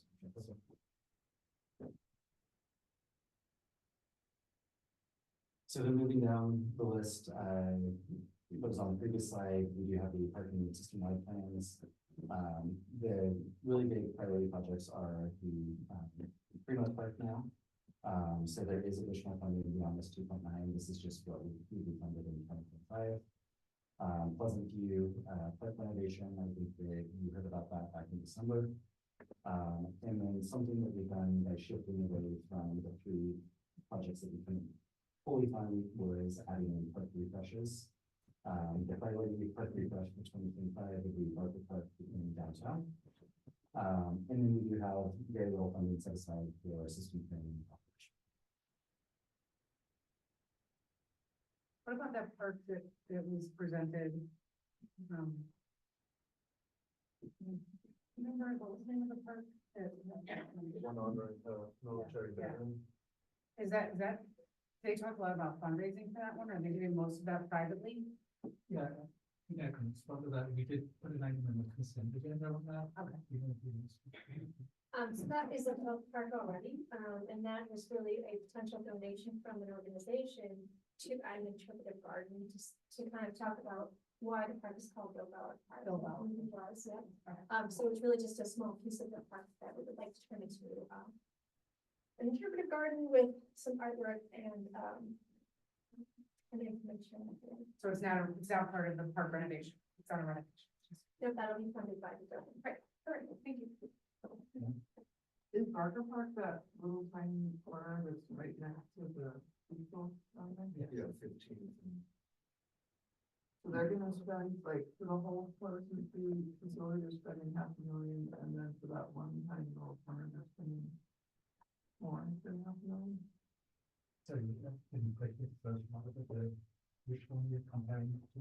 Pleasant View versus Barker, Oh. like the area of Pleasant View and the number of users at Pleasant View, but you know, being invested versus that little tiny. And it's a good point. This is just what we're showing. Last month we showed the total budget over the life cycle of the project. This is just what we'll be approving tonight. So I believe doesn't give it to the that much. This is from 2024, covering all that a lot of. And another thing I'll call out is playgrounds are significantly more expensive than just grass and what I'm gonna call flat So this surface playground upgrades. belongs to the disabled and not to the preschool? Correct. Okay. And a simple example of that is it's about 1.2 million rate for a highly developed piece of parkland. So like basic piece of parkland, it's $2,000-3,000 an acre. So it's still I was thinking that the Barker Park was just a part of. I see the yeah, that little slip right there. Yeah. So to help you visualize the spend, we are proposing 9.3 million of spend in 2025. The left-hand chart really indicates where the spending is coming from. The colorful numbers on the left are what the department's dedicated funds are. So that's the 0.25 from parks and water funds. These are identified in the department plan is what we have consistently year-over-year. Everything on the right is really project specific because of the limited use of that funding source. So Boulder Junction Pocket Park is for the Pocket Park with 30 Pearl. The development impact fees will be going towards Lido Park, and then CCRS is a mix of Pearl Street Mall and then one other project. East Boulder, thank you. And then within this, we've identified what the funding is across the 2025 to 2030 CIP. I will note that this slide excludes the value of CCRS. CCRS is very specific in what that can be used for, and there's sort of different vetting process. But we do have a different side on CCRS. There is money associated with Pearl Street Mall here. Everything else is on the next slide. But you'll see that Home Parks is really our primary funding source. So this is property taxes that are paid for by all property owners in city limits. Then we rely on the 0.25 cent sales tax, which is dedicated sales tax. So is it kind of like 10 million a year that we're 9 to 10 million a year exactly? So 5.8 million excluding CCRS. With CCRS, I think we're at 13. And if you look at the development plan, I think, 5.5 is, or something, so was recommended. Maybe not. And then, as I talked about earlier, what we really focused on is the asset management. So you'll see asset management as a third. The Parks and Recreation facilities, just because we refactored how we're looking at the park refreshes with neighborhood and community parks, is rather high. And we spend about 2% of the overall CIP on system. So 55 million a year. This equates out to, I believe, 5.8 million. This is a decrease compared to the 24 through 29 CIP. And that's really just the fiscal constraint. So CCRS does have an additional 74.5 million budgeted for it. This money was approved by City Council last year with the 24 budget development. $450,000 for Boulder Creek. Civic area, East Phase 2 is 18 million, and that project will extend through 2027. The Coastal Route Mall refresh has 3.15 million total, and this includes funding from both CCRS in the downtown business district. And then our recreation centers are incredibly expensive to renovate, so 53 million. And majority of this is tied to East Boulder Community Center. There is some funding tied to future recreation center improvements. And we know that that would not cover anything substantial east or south. And that's what really feeds into the long-term financial strategy. So I know that this seems grim. We do keep a running list of our underfunded projects. So this is everything that we still aren't getting to. We have a lot of tools to keep track of this, everything in the department plan, and then just tracking our annual spend on asset management year over year. And with that, we're really at the discussion of any questions or input on the CIP. Is the East Boulder Rec Center project begun? Yes, just actually have consultant facilities department needs up by the manager and then the operation department representative. So we should be moving forward with the The contract was just signed and then pick up with the consultant is Wednesday. And was there info about the Barker Park refresh, somewhere details? Oh, just sort of following up. I mean, you know, I grew up playing in that park among many others, but it is really small. And I'm just curious how, I mean, if you gave me that much money to refresh the park, I don't know what I'd do with it. But, a good example is typical play area is now anywhere between $300,000 and $800,000. So as you can see, the 550,000 won't be fully replaced. Dollar amounts now. Yeah. Dramatically changed from. Yeah, $1980, it was much cheaper. It's very You hard. didn't have any safety issues, yeah. Ali wants to create a time machine, so they'll go back to the. Yeah, we had a wooden bridge with no railing. Yeah. The 80s are over, they were fun. So that's awesome. That's a question. The summary, the CIP really doesn't fund anything new. No new facilities, no new courts, no new pools. It's really just maintaining the assets we have, right? Refreshing, parks and facilities, but it's not new capital projects, The right? only exception I would give, and there's a reason why, is obviously voted tonight for Primos Park. Yeah. And that is a new That's a park. new one, okay. However, that is the example of a service area for a historically unrepresented community that didn't get the right services. So even though we're building some new, technically it should have been built 30 years ago. So in fact, we're bringing online to get services. Okay. That's probably the one exception. Think about this the constrained nature, we would rather focus on taking care of what we have before. Yeah. And in the underfunded area, it seems like there's a fair amount that we're not taking care of, right? I think realistically, this number has bounced around, but anywhere from 70 to 200 million, depending on level of accuracy. So, yes. Yeah, isn't it? It's one of our goals is to spend. We started last year. This year, especially through summer of 25, we should come back next year with much more realistic numbers on this, because we're improving our asset improvement program to get current replacement values on this, and better understand total cost. And also enable that process, so we're doing the So I just, not, I'm getting a better understanding of this now, but I just wonder, like, the vision ideas and these other things, we're never gonna get those, right? Those, I mean, at the point, like, unless we look at this differently, or unless there's, like, do you ever look at the vision and then try to work backwards? You know what I mean? Or we're kind of just treading water here, keeping what we got, right? And so, like, is there a group that like says, well, I mean, I think the public they want the new shiny things. They want to see their tax money going to new facilities and new stuff and improvement. And what I'm hearing is that, we're just treading water with what we've gotten. And I think that needs to be communicated. I mean, maybe there's a different way to look at it, like a new tennis and aquatic facility. We're not even gonna entertain that at this point unless there's a separate working group that can work backwards and provide additional, Placeholder, right? Yeah. Fundraise. Yeah. And I think we do communicate that we're underfunded and we're trying to maintain, but nobody Yeah. wants to hear that. Nobody, yeah. And then, no, it's a great point you raised, and Ali might want to speak to this, but part of identifying what our current replacement value is and cost of the system is to say, do we have the right type of mechanisms for potential bonding or private fundraising to better support the system now that it's maturing and the cost of running that mature system.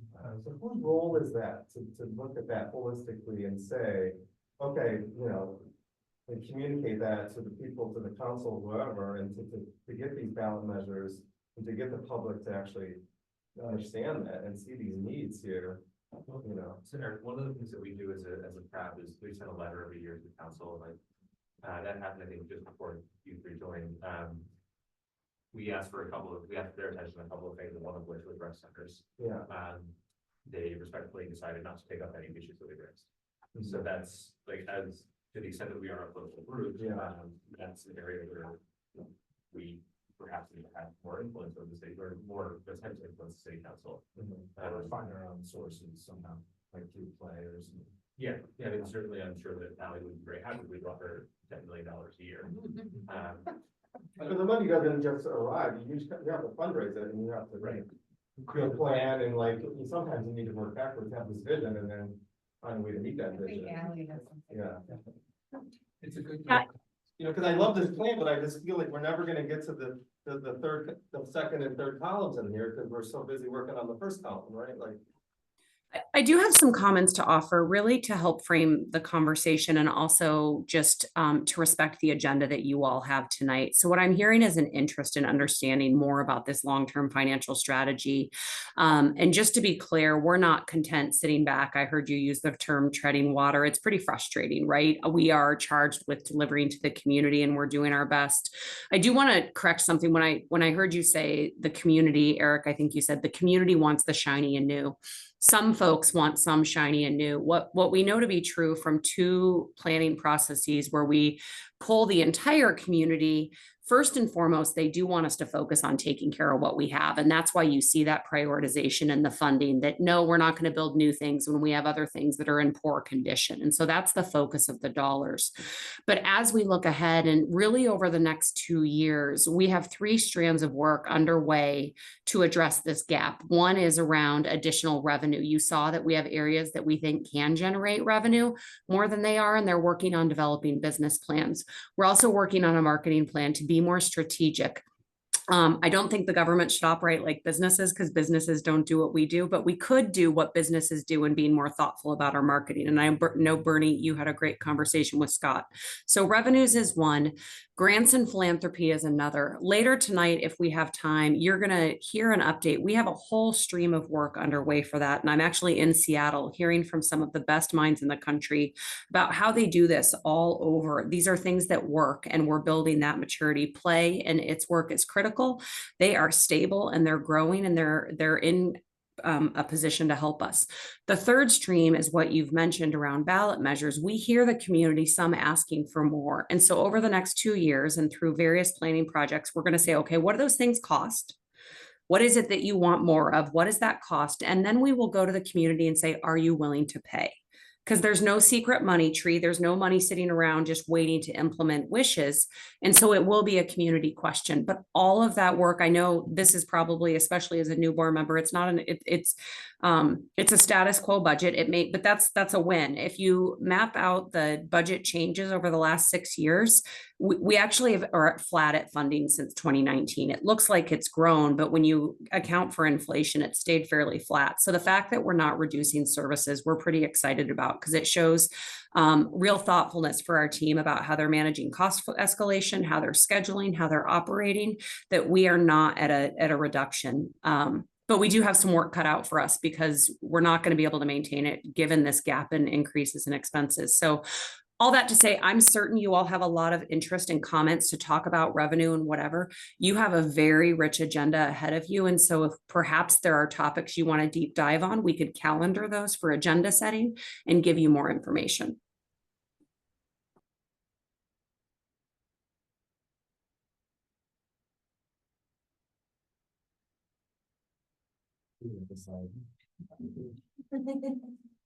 Regarding safety, is there any other feedback? I mean, I guess I'm just still wondering about, like, we were talking about board positions or whatever. There is sort of a secret money tree, which is that Boulder is an insanely wealthy town. That's no longer reflected in that so much of the tax base is moved elsewhere, but there are wealthy individuals here in fundraising. You know, we all know multimillionaires and probably billionaires in town. And I'm just still curious about why we're not going after that aggressively, or in some way trying to write this budget, because it's shocking. I mean, it's shocking and not shocking to hear that the budget's essentially the same as 2019 coming for. I mean, you guys are doing an incredible job if that's the case, and just how can we get out of the cycle? That's what, yeah. Waylon, just to be really clear, that is the work of Play, and that is their role to help us fundraise in that way, more so than government can. So, and again, just to put a fine point on that question, if I'm not sure, I know you were going to meet with Angie to hear about their work, but I'm thinking in August or September, it might be not August, so you're doing the tour. Perhaps for your September agenda, we could give you an overview of that philanthropy work and the capital campaigns that Play will be leading for us over the next year. So their current MOU, and I don't know if Brian's not available, but I'll just tell you, like, we expect them to be leading capital campaigns and work to address some of this gap. And that's something we could calendar for September if you want to learn more about it. Does that? Love it, yeah. Yeah, I'm definitely interested in, or sooner, yeah. Understanding the role and how we can help them and maybe being on us. I mean, I think we've been meeting individually, some of us, but yeah, it just feels like maybe that would make everyone's jobs easier if we could do more, and maybe we can't do more and we've already done everything, and we'll come back in a few months and be like, oops, you know, but thank you. Cool, so I just want to highlight next steps. As I mentioned, we will be coming back next month for the path to take an action item. There are 3 different things in the charter that we are looking for. Approving the recommended operating budget, approving the capital expenditures, and then recommending the 25 through 30 CFP. So if there are any questions between now and then, we would love to hear it in advance. The goal is to really have a clean read based on what we heard tonight. What is the reason why we're not doing that tonight? Our typical practice is we do a discussion items first, so you have the background information, you can answer any of the questions that you have. The memo will respond to any of the questions that were brought up tonight, and then vote. Clean read, and then you read it, and you say, are there any questions? And we say no. Okay. That's the design. Okay. Of course, yeah. Yes, okay. What's gonna change between now and July though? Really nothing. We can address in writing some of the concerns that were brought up tonight, and questions and feedback, so, yeah. I have my hand up. I just want to make sure we don't move on. I have a quick question about the budget. That's fine. The refresh on Pearl Street. I definitely haven't walked down Pearl Street with an eye of what needs refreshed. But it certainly doesn't jump out at me as like, wow, it's in disrepair. And I'm just curious, are we looking for things to refresh, or are there some serious repairs or concerns that you're planning to address, or could that money go towards other smaller projects that might have a bigger impact? Sunny, no, appreciate the question. It's a great example of an underfunded project. We estimated it's a 50-year-old Hill Street Mall, yes, 50-year-old in 2027. It's got real aging infrastructure. What I mean about that is, yeah, not the shiny stuff like trees or some of the wonderful outdoor cafes.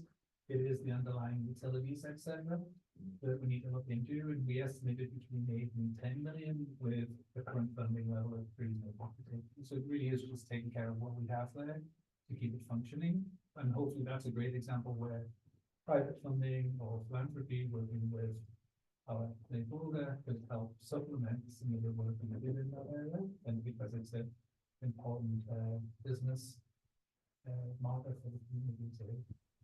As we're talking about revenue, 20 to 25% of all sales tax dollars are generated on Pearl Street West, so it makes sense to want to work and continue to invest. This question, just following up on that email that we got about the hill, is there any money in the SIP for the hill improvements that were discussed? I think the planters were an issue. They have these mud pits on the hill. We have 2 new hotels going in. We have a lot of visitors. It's a blighted zone, as everyone knows. I can definitely speak to that. And if you get an update on the civic area project, the civic area project does include the Arboretum Path.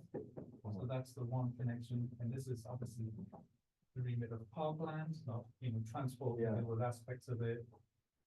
Our planning and design services department deals with aspects of it, and they'll be looking into that broader framework. Meanwhile, as the civic area project goes forward, we can look into the improvements that have been on the Arboretum Path, which is one of the technical connections. Doesn't have to think like been highlighting business. Yeah, I just feel like we throw a lot of money at Pearl Street Mall and it's great, but then the hill, like I live on the hill and it's, I agree with that email. I mean, it's really pretty sad like that.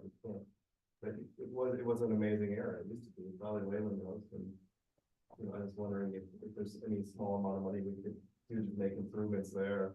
Again, there's obviously a remit with Parkland, which is the other path, and then Ali probably wants to talk about some bigger picture stuff that's going on. I just want to chime in that Anna had reached out and asked that we provide a follow-up on this item to the board, and we were going to bring that up at the agenda setting for the next meeting. Only what I can tell you in 30 seconds is that there is a whole lot of work happening around supporting the vibrancy of the hill. The research is pretty clear for both the Pearl Street and the hill that for every $1 you invest in your downtown cores, there's a $7 return on investment. We know there's some deteriorating infrastructure. I've been working with my colleagues in utilities and transportation and mobility and community vitality, and there's a group called the Community Connectors. So we have a whole lot of work, both short-term and long-term outlined. Some of it connects to, as Mark mentioned, with the civic area, but some of it is broader. And so I'd be happy, again, it's more than a 30-second conversation. I hear your interest in the topic and we'd be happy to give a report out. We could include it as a consent write-up in July. And then if you have questions, we'd certainly be available for questions. That'd be great. Yeah, I'm super curious about, I know the difficulty. I think we discussed it with the trees and, anything we put in, like protecting it, and because we put trees up there over the last 10 years and for obvious reasons, we didn't want to replace them. And then the Arboretum got vandalized pretty severely. And I haven't seen like the basic stuff you do when trees are cut up to try to heal those trees and everybody was dead.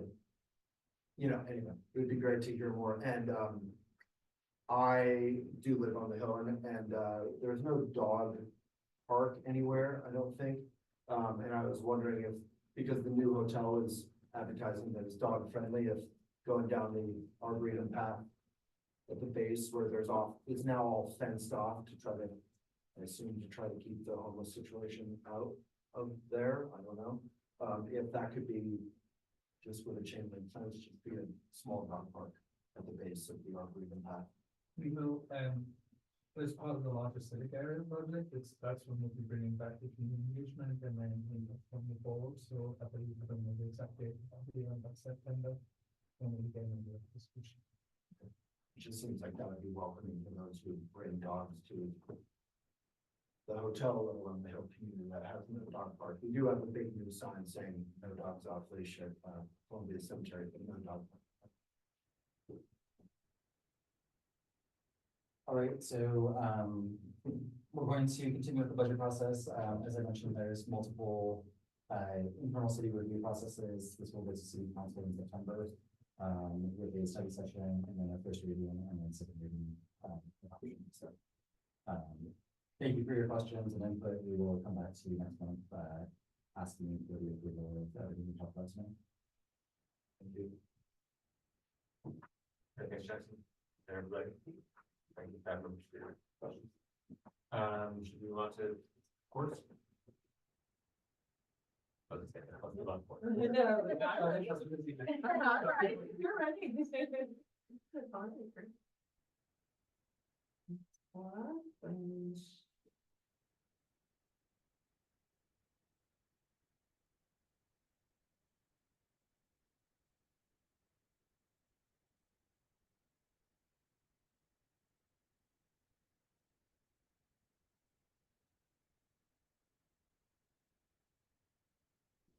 Awesome. Talking about a different subject, our tennis and pickleball court system tournament. Again, I'm Charlotte and Tina Briggs and Mark have supported this process, as has Ally. So they're here to answer questions as well. Doesn't look like they still not remembered the public listening. Yes, so, and this will be recorded as well. So tonight we're here to talk mainly about the indoor service delivery models that we analyzed as part of this plan. So definitely of interest to what the folks talked about earlier this evening. Before we delve into that, I just want to go back to our bigger picture, especially for newer board members. We've been talking to the crowd about this plan for just over a year now. And we're nearing the end. So as you can see, the big yellow arrow. This is really the last major chapter that we're bringing to the PRAB in depth. We talked with you a little bit about indoor here and there, including in March when you're here to talk about the overall gap in service we have and looking to build 22 additional tennis courts with 22 additional pickleball courts within the next 10 years to really meet the level of service that hasn't been addressed in the years. But tonight we're focusing back in on a potential indoor facility. So we're really looking at what BTR's role is in indoor courts. So the history is that BTR has not supplied indoor courts in the past. That has been provided by the private sector, again at the Millennium by Rocky Mountain Tennis Center, as we heard a lot about, was the primary provider. But as both the supply changes within Boulder and the demand for these sports change, it's appropriate for Boulder Parks and Rec to look for solutions and see what role we could play in this changing landscape. We do not expect to provide 100% of tennis and pickleball services, and we're not looking to outcompete anybody. We're merely looking at what's the best way to serve our community. So with that, these are two of the guiding questions that we were looking at. Can the city leverage current public and or private assets to create an indoor racket facility for the Boulder community? And then two, hopefully it doesn't turn off in 20 seconds, we'll find out. And then secondly, what delivery model is the most viable way to achieve the objective of providing a racket facility while balancing factors of risk, cost, time to market, and control of the facility? So we're really looking at the framework, strategy, and case studies. This is not a full feasibility study of what this facility might have in it, and exactly what that would cost, and talk a little bit more about why that's part of the next steps. But we're going to dive into those models and options. So the first one is city owned and operated. And the picture here is from the Apex Center that you heard mentioned, and that maybe some of you have visited out in Arvada, Colorado. And it is owned and operated by the Apex Parks and Recreation District. And so city owned and operated. This one's pretty straightforward, but the city owns the land, constructs the building, and runs the program and daily maintenance of the facility is what we're talking about here. Meaning, a pro of this model is the city has full control to meet their mission, what programs are there, what the design of the building looks like, etc. The con is that there is a high cost, it's a high risk for the city going alone, as well as a longer time for development based on capacity factors. So another option is the public-private partnership. This is a picture of the Leftwich Tennis Center, and I should say a rendering of the Leftwich Tennis Center that's currently under construction in Memphis, Tennessee. It's a partnership between the University of Memphis and the Memphis Parks and Recreation Department. And it's a bit unique nationally in terms of being this kind of partnership on a scale with a university and a Parks and Recreation Department. This model, public and private partnership, in this case means a partially or fully city-owned and constructed building that a partner then operates. So there's, as you can imagine, quite a scale of how much of a stake of ownership a partner might have in the building versus how the partner is operating it, depending on what our needs and what the partner's needs are. A pro is that there would be some control still for the city through such a partnership with you. And there is possible additional expertise that the partner is bringing to the center. Some of the cons are that while the financial risk may be lower and the time to construct may be a bit faster, both remain similar to the first option. So a third option is a ground lease and management agreement. This is a picture of the Parker Racquet Club in Parker, Colorado. Despite its name of club, it is actually a publicly accessible facility, so you do not need to be a member there. What a ground lease and management agreement means in this case is that a third-party provider would own and operate the facility.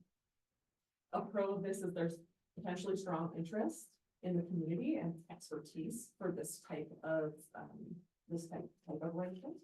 There's less cost and financial risk to the city, but a con is that the city loses control over the maybe type of programming and maybe as well as even owners of the design and construction itself. This may also cause the city to lose flexibility to adapt in the future to community needs. So let's say there's a new pickleball that emerges. How would we have this facility potentially adapt to that? We have less control over whether they're building a new kind of court or not. And it could also lessen our flexibility in terms of investing in other indoor facilities, including a multi-use facility that could include uses beyond racket sports. If the resources and time, et cetera, are going into a racket specific facility. So in looking at those three options, the recommendations that are coming out of the court system plan are one, actually to continue to be opportunistic and consider short-term or mid-term options, specifically at East Boulder Community Park or a bubble. So the courts that are there now, which is what's pictured, do not accommodate a bubble for a variety of reasons, including that the foundation does not have the strength or the anchor points to support such a bubble structure. You can imagine that's a lot of tension pulling on the foundation. But as the plan is recommending, that's the initial site where courts will be added. That could be something that's considered in that new construction. If then a donor and a partner is willing to provide a bubble, and we can reach an agreement about how that bubble could be operated. Yes, you have a question on the short term, mid term. Yes, so bubble is something we discussed is like something we want to avoid because of the environmental impact of the bubble. When we talk about midterms, we're gonna have bubble for 10 years, then hopefully by then we'll have the indoor facility. Is that the idea? That could definitely be one scenario, and that is one of the questions that a full feasibility study would help us answer is how have bubble technologies improved and do they therefore meet the environmental standards that Boulder has in the past? The one at RMTC is grandfathered in, for instance, but the technology hasn't improved since then. So that's definitely something we look at. And I will say a bubble is very different for an aquatic facility than it is for a tennis center. So maintaining water temperature and keeping that heat in to keep your energy consumption down for a pool, it's much more difficult to do with a bubble construction. is that we put the bubble, we don't keep it, or don't put it enough, but we're gonna have, well, tennis players telling us the bubbles too cold. I'm sure there'll be more research into that. I just wanted to mention that it's just very different for aquatics than it is for tennis. So as we get into a feasibility study and look at that more in depth, we'll be able to see if it is feasible. And I think kind of what we're saying is when it's opportunistic is we know we don't have the funding to put a bubble in right now. Be opportunistic means, is there someone coming to the table with us? And then that could look a lot of different ways. So you won't see a lot of evaluation in here because it doesn't make sense to do a lot of evaluation if you don't have the person at the table, you know, having that negotiation. And then we would have to, you know, work through what that agreement looks like. And in the plan, what you see is, you know, how an evaluation track that looks. The concerns with the tennis bubble that they're expensive and they're because of the heat, right? Basically. And people off. And our sustainability, equity, resilience, right? And the same sustainability parts of it is you're taking it up and down. You know, you're heating something that's not insulated, but the technology is better, so than it has been in the past. So it's something we review, but maybe what's the outcome and how does that fit in? Or what can we do to make? But if like somebody came with like a couple $1 million to do a bubble for us, what would we say? We would have to evaluate. We'd have to evaluate it based on these. Because what is the offer? Like the conversations we have is like, if someone's gonna give us the bubble, Yeah. what do they want from it? Do they just wanna give it to us and let us operate it, is one conversation. Or do they wanna give it to us and then they wanna operate it and manage the revenue? It's another conversation together, right? And I see Ally. Yeah, I want to chime in here because I think that the wording we're using is unintentionally creating some confusion, and especially for our folks listening in. We're not waiting for someone to make us an offer and then we would consider it, right? Like what we are going to do as a next step is an evaluation of, and with the East Boulder community, we already have a partnership agreement for tennis instruction in the city of Boulder. That you've heard people mention Gonzalo Garcia. He runs Gonzo Tennis. He has successfully bid for and been awarded the city's tennis instruction contract since the late 2000s. If we were to determine that indoor tennis was something we wanted also to procure a partnership for, what we would most likely do, that contract is ending at the end of this year. It could be renewed, but what we could choose to do is to reissue it with an exploration of operating an indoor facility or the temporary operation of a bubble. It would have to be a competitive process. And that's why I want to be clear with this word opportunistic. If someone were to email us tomorrow and say, we will give you $5 million, we will build a bubble, and we want to operate tennis for the city of Boulder. That's a business making opportunity that needs to have a competitive process. And so cities are a little limited in their opportunism. And I know that feels like bureaucracy, but the intent is to prevent corruption and to really make fair opportunity. The city land is incredibly valuable. Part of the reason there aren't plethoras of facilities all over town is because of the value of land in Boulder. And so such an opportunity would need to go through a competitive bid process.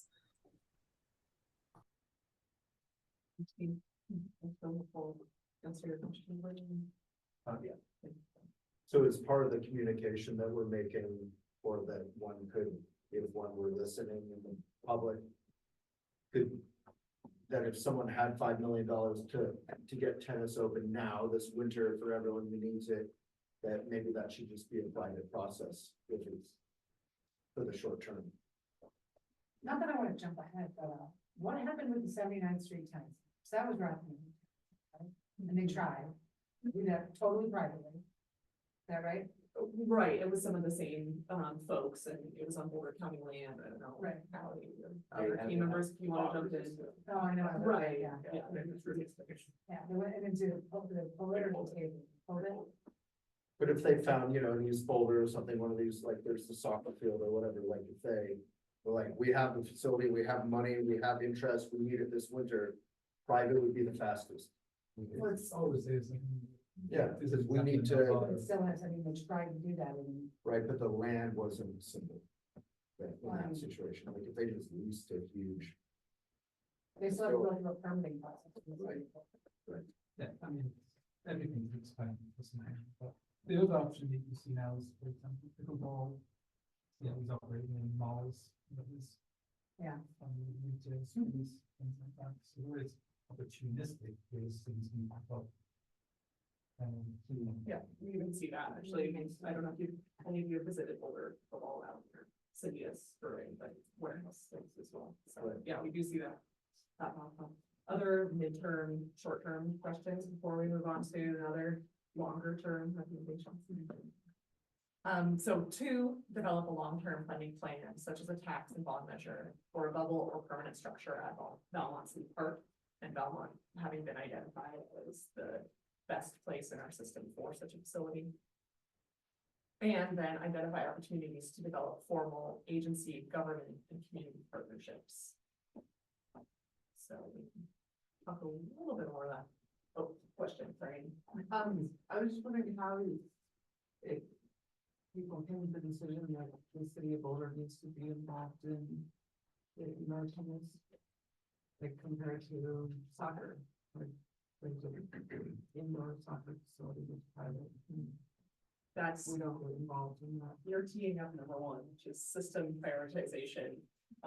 What we're calling future rec centers, and that's exactly the question we're trying to answer is, what are our spaces currently being used at? Where are the deficits for different activities? What does the demand look like for all of our indoor recreation activities? And that's exactly the process we're now going to embark on. So this project is kind of dovetailing into that bigger picture view. So we've looked at courts, there's a need to look at tennis and pickleball, but now there's a need to really look at this indoor piece, not just for courts and pickleball. So that's exactly what one of our next steps is to say, is this the right activity?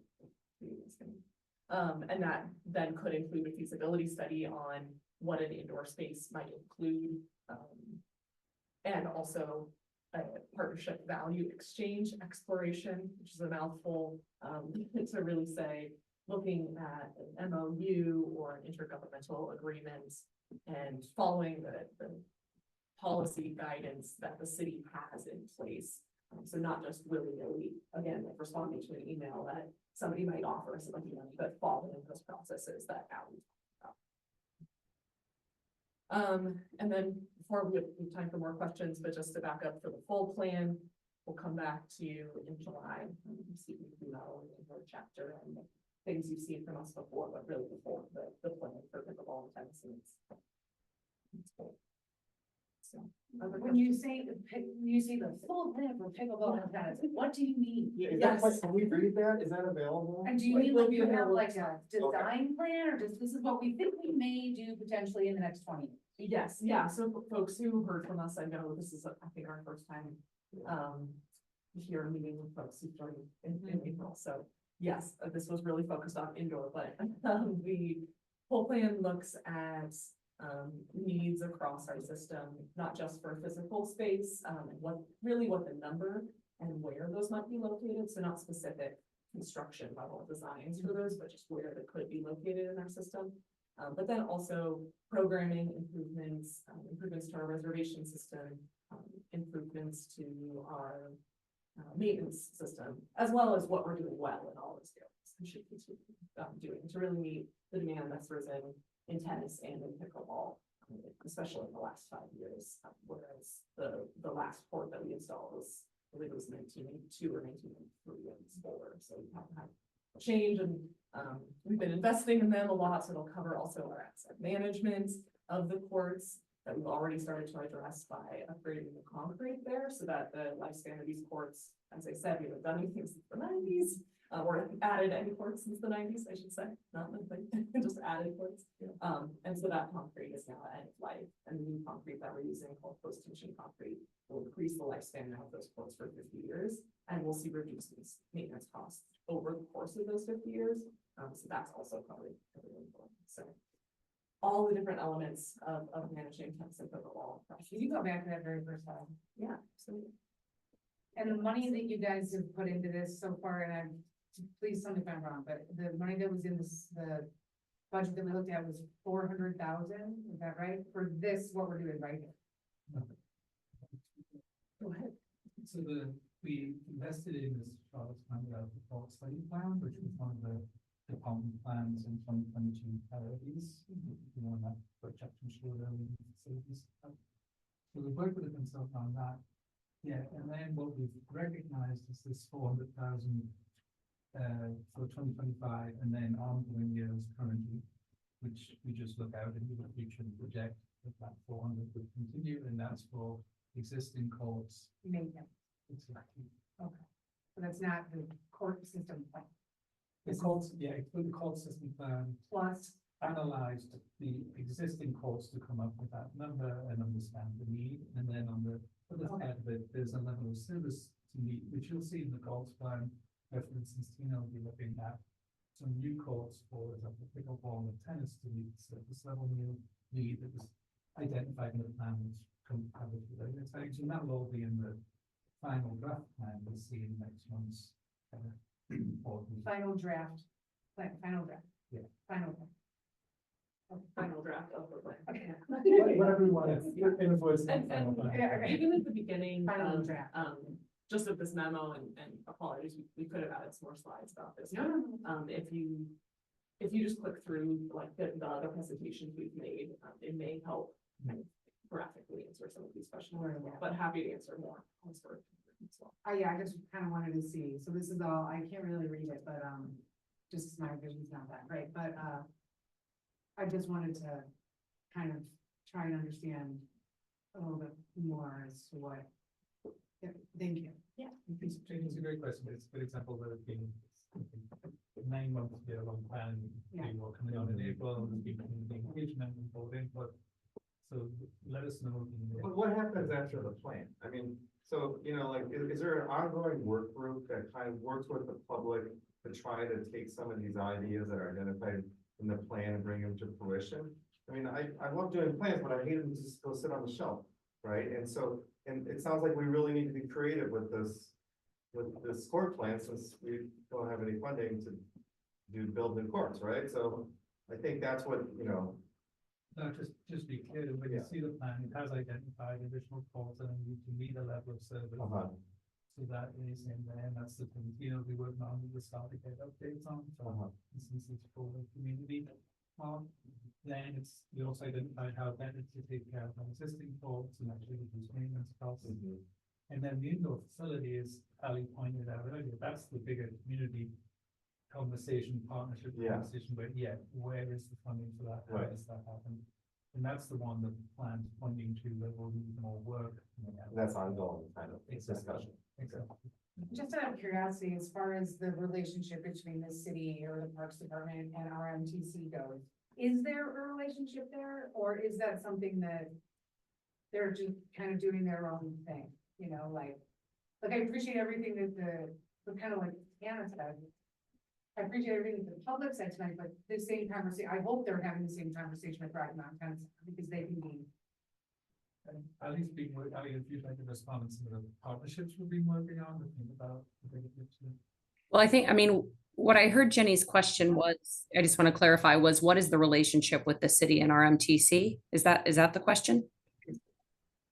They have been consulted as, I don't know, the stakeholders, the right question, but I know Tina and Charlotte and the team have met with them multiple times throughout the process. We had talked to the developers of the Millennium Project several times, but there is no formal relationship or partnership between the city of Boulder and RMTC. They've operated as a private entity who, you know, while available to the public with certainly for fees, as all indoor facilities are, it wasn't closed like the other two indoor facilities are, the Boulder Meadows and the Boulder Country Club. You have to be a member to go to those facilities, where anybody could pay an annual membership and go to RMTC. And so when they say they were available to the public, it was through that model, but it wasn't through a public-private partnership. Does that answer your question, Jenny? And I'm sorry, I can't read faces from so far away. But Jenny, there definitely is elements here of like, the business closed because of capitalism, Right, and yeah. the public has come to us and said we need a solution. Right. So that's, yes, that's kind of overshadowing this whole conversation. Right. And then, on top of that, then what is the conversations that are happening with CU? Because I'm curious about, do the boys have an indoor tennis center? Why are we only talking about the girls? I'm happy to take that question because I've been talking to the University of Colorado athletic departments. We talk to them all the time around serving the community, because while their mission is to promote or to provide Division I athletics, they also are very interested in being great community members here in our city. They have done a lot of work to understand the tennis market for over a year. They've been working on it, knowing that their home at the Millennium was going away. They do have just a women's tennis team, and it's really around Title IX balance. Women's football is only offered for men, and so you need women's sports to balance it out. And I will let the university speak to that much more eloquently, but I do not believe they have a men's tennis team. There's just women's. We've had regular conversations with them, and I do think there's an opportunity for partnership there. When two government entities work together, it does not require a competitive process because of the, if you think of our joint use agreement with BVSD, the beginning clarifies that by working together, we can serve the community. And I think there's a lot of opportunity. I don't have anything formal to report at this time, but I do think there's some really positive conversations happening. Okay. So if CU in the city were to, or yeah, if CU in the city were to potentially build a facility, that could be open to the public because it's Yeah, and I just want to clarify with that. The courts at CU South, while certainly a loss, those have never been open to the community. RMTC is temporarily operating there through this winter, but prior to that, they were strictly for the University of Colorado tennis access. So while that is a loss of courts, the community has not had access to those prior. So those three options that you brought up in the very beginning were really our three best. Yeah, lots of different ways that we could partner for an indoor facility. If the city were to be involved at all in some. But just out of curiosity, do you think that if RMTC were to open something like the 79th Street Tennis Center, that would then I don't know if this is ever, but unburden the city with this? Is that the right? That's not the right word. I don't want to say that, but because I know there's an equity component in there, obviously, because we are responsible to serve the community in whatever equitable way that we can. But if something like that opens, that is open to the public, then do we rely on that or in some, I see Allie's unmuted, so I'll. Yeah, I was just I'm gonna answer this in a way that I hope is helpful. So to develop the 2022 BPR plan that Jackson whipped out of his backpack so helpfully earlier, that is our guiding document, because we know and several of you have referenced this, in our community, people are passionate about their sport, whether it's swimming or tennis or soccer. There's a lot of interested athletes. So when we look for our guiding light and principles, we have multiple methods to talk to the community about what are their needs. Indoor tennis did not rise to the top in that process. And it is this change in private sector supply that is creating a conversation. Now, that doesn't mean we shouldn't engage in it, but that absolutely has changed the conversation. I have a question about the three options. Okay, yes, I remember. So we're gonna consider, if we're gonna do a facility at all, are we gonna consider, will it be strictly public? Will it be strictly land lease? Will it be some kind of partnership? Regardless of which of those we might choose, will it be located at Belmont? That's what we've identified currently as the best location in our system. It's an example of where there's policy currently in the department of the data. But I mean, we've got, for instance, the Alexander area 3 is emerging. People see can find it take 10 years to return. Maybe the place comes online and every region. There's a few of options we look at. That is the one from the sea guidance. And that would apply, even in a partnership with CU. Which one? The location and so It's an example of where we have policy guidance. Obviously, we get into this, we'd start to look across the system and see what's possible and do policy. If we come back to developers And seemingly a lot of the heartburn for this department and for Boulder being kind of, I think the word burden, with expectations or hopes of having a temporary solution being particularly high. Is there any temporary solutions? I'm sure you guys have thought through everything. Using, say, we had a photo, a slide or two over a basketball court, just over the winter, multi-use courts. Yeah, all of these pictures are existing. These are active tennis facilities. Where they're hugging. Maybe it's at the end. Oh, yes, we will continue to That's offer what I was this, going for. this is programming offered through Gonzo Tennis, Yeah. yes, but. I was just curious if like the rec center and going forward. I think we'd definitely be open to that. I will say most tennis players don't want to play with, Sure. in the rec center. But I mean, just like we're trying to to offer something just for this, just for the Yeah. winter.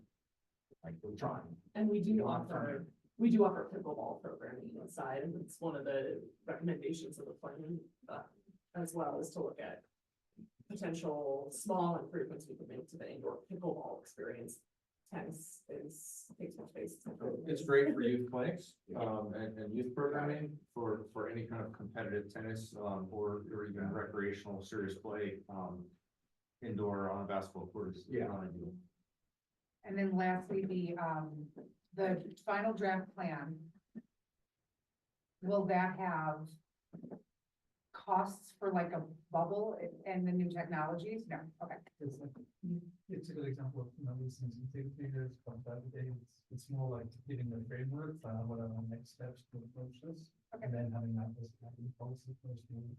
Also really site specific, right? So Right. are the utilities already there? Is there a bathroom there? Is it, what's already there? Well, I mean, you'd mentioned that very specific ports at North Boulder, right? That couldn't handle it. Yeah, right. Yeah, East That- Boulder, East Boulder, okay.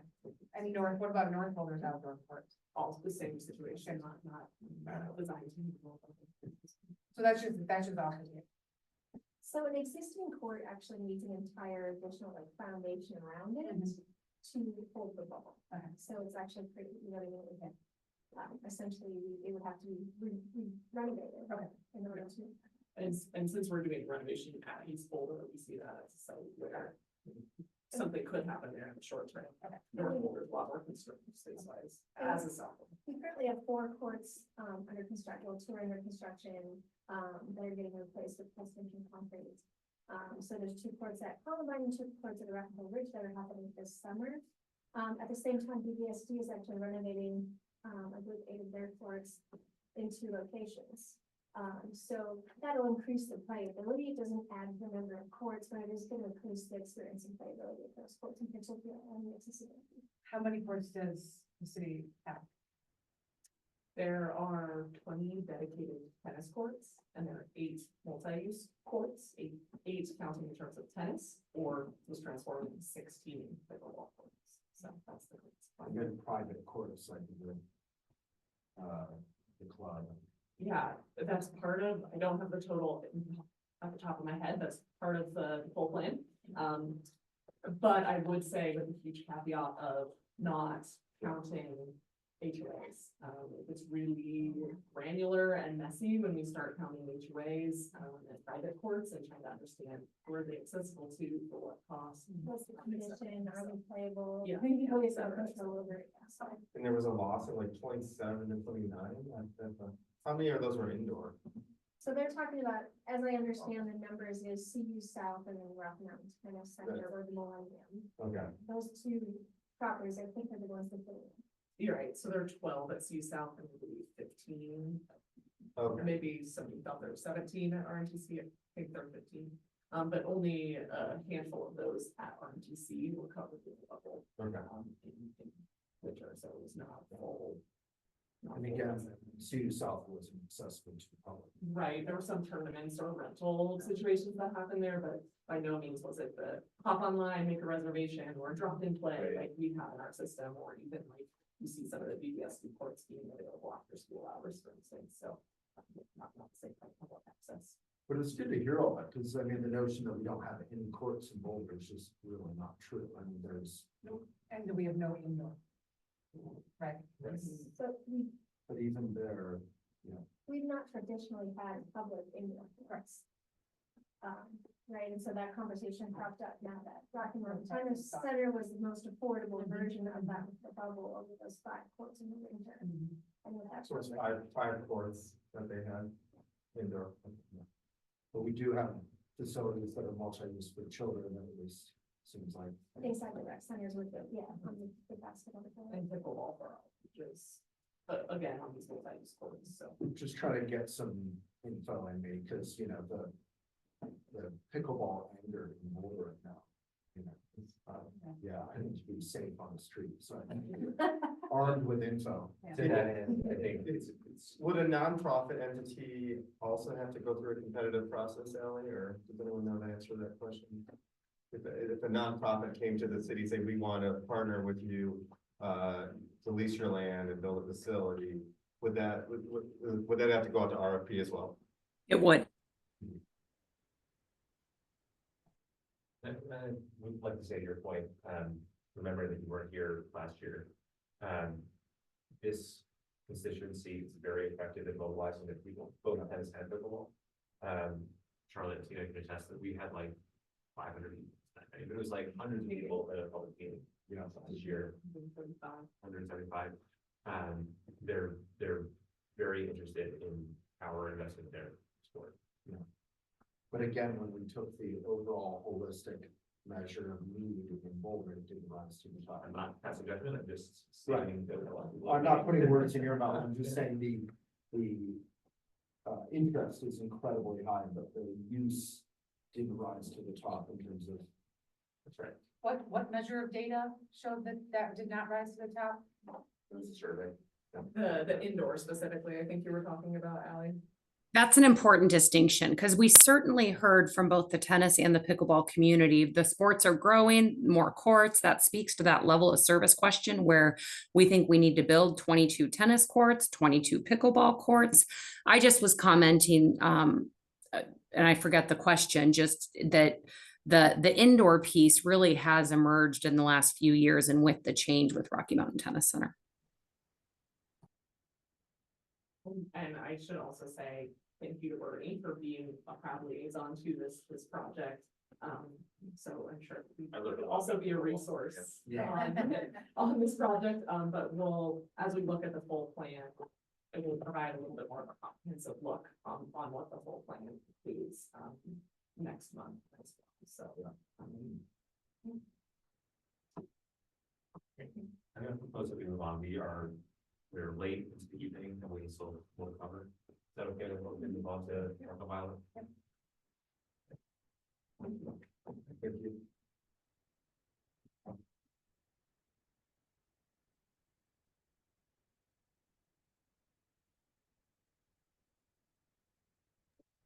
Okay, fantastic. Can everybody hear me okay? I think that's a yes. I can't see faces. Yes, okay. Terrific.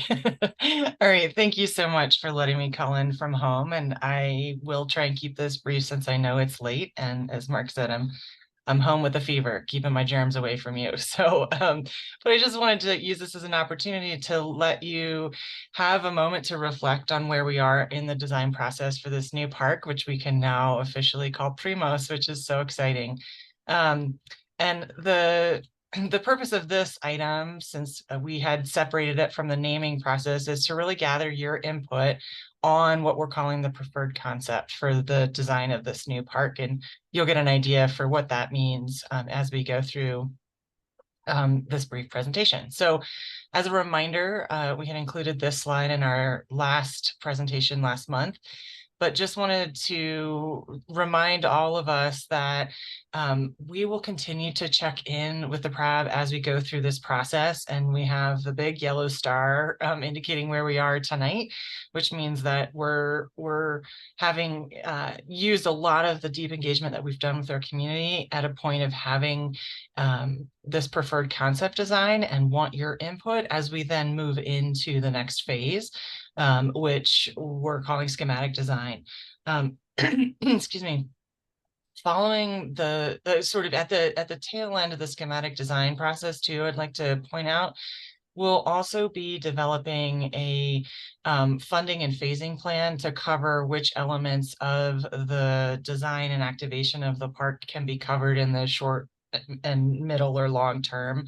This is an in-depth partnership process with our transportation and mobility department, as well as our utilities department, and other outside agencies who are involved in permitting and other pieces. And so it's a pretty complex set of design and engineering and funding complexities. And so we're going to try and sort those out over the next few months, but we're not quite there yet. So we're just still at this point of trying to hone in on the overall layout and character of the space before we move on. As a reminder, or for new news for some of you who are newer to the project, you'll continue to see these neighborhood values throughout the course of our work with you and with the community, because they have been the guiding light in building the foundation and understanding what it truly is that the community wants in this space. The ones in yellow are of the 7 values that emerge, they're the ones that are most important to the community and have really informed the development of our design and conceptual plans. And we played with, in our most recent engagement window, different ways of combining those community values. And we developed 3 distinct site plans or conceptual ideas about how we might emphasize some of those values over others or in different ways across these 3 concepts. And we took those out to the community and asked for feedback. Which elements do you like? Which elements do you not like? What are you most excited about? Which of the overall concepts are you most excited about?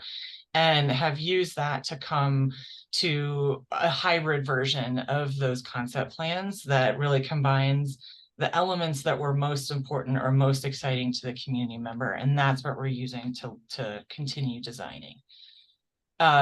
In terms of how we've gotten this feedback, I'll just be brief, but we have continued to place emphasis on an equity lens to our engagement approach. And so we've tried lots of different methods of getting to community members and aspects of our community that don't typically participate in processes like this. And so whether it was an online focus group with mental health professionals to understand how we could advance mental health in this park, or a community meeting that was hosted by our community connectors, where they even made their own food, or whether it was getting out on site and walking and rolling to and from the park to understand where there were issues in the transportation network.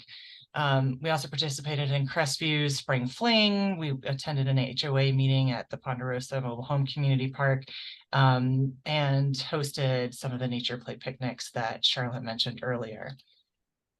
The themes that emerged from that continue to emphasize and reinforce the initial community values that we had heard in our first engagement window, and they just started to gain a little bit more specificity. So for example, there still was a lot of interest in just letting kids get out in nature and play. A lot of interest in climbing and some of the iconic climbing features that we were sort of dangling as ideas in front of them, as well as a lot of interest in hosting food trucks in the park, looking for opportunities to engage the community in not just not a traditional community garden, but rather sort of a food forest concept where it's integrated into the riparian ecosystem. Continued emphasis around community gathering, and that being a real focus of the comments that we got in all these forums.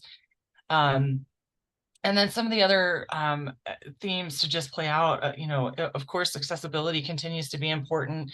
And a lot of, you can see on the picture on the right there, if you kind of zoom in a little bit to look at the number of dots that are around some of those images on the poster, a lot of interest in making sure that we preserve as many trees as possible, that we explore the ways that we are able to increase flood capacity on the site.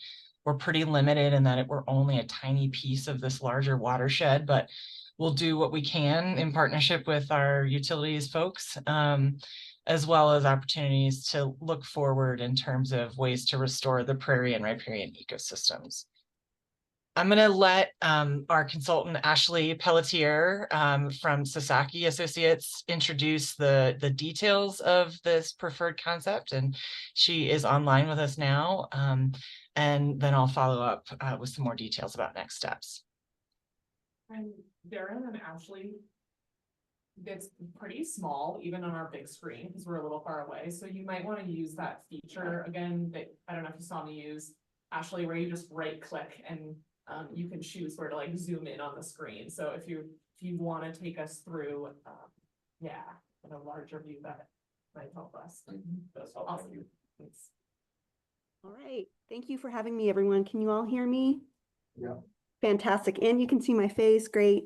So I think the overall strategy, like Darren said, was really about emphasizing this loving nature value that the community really focused in on.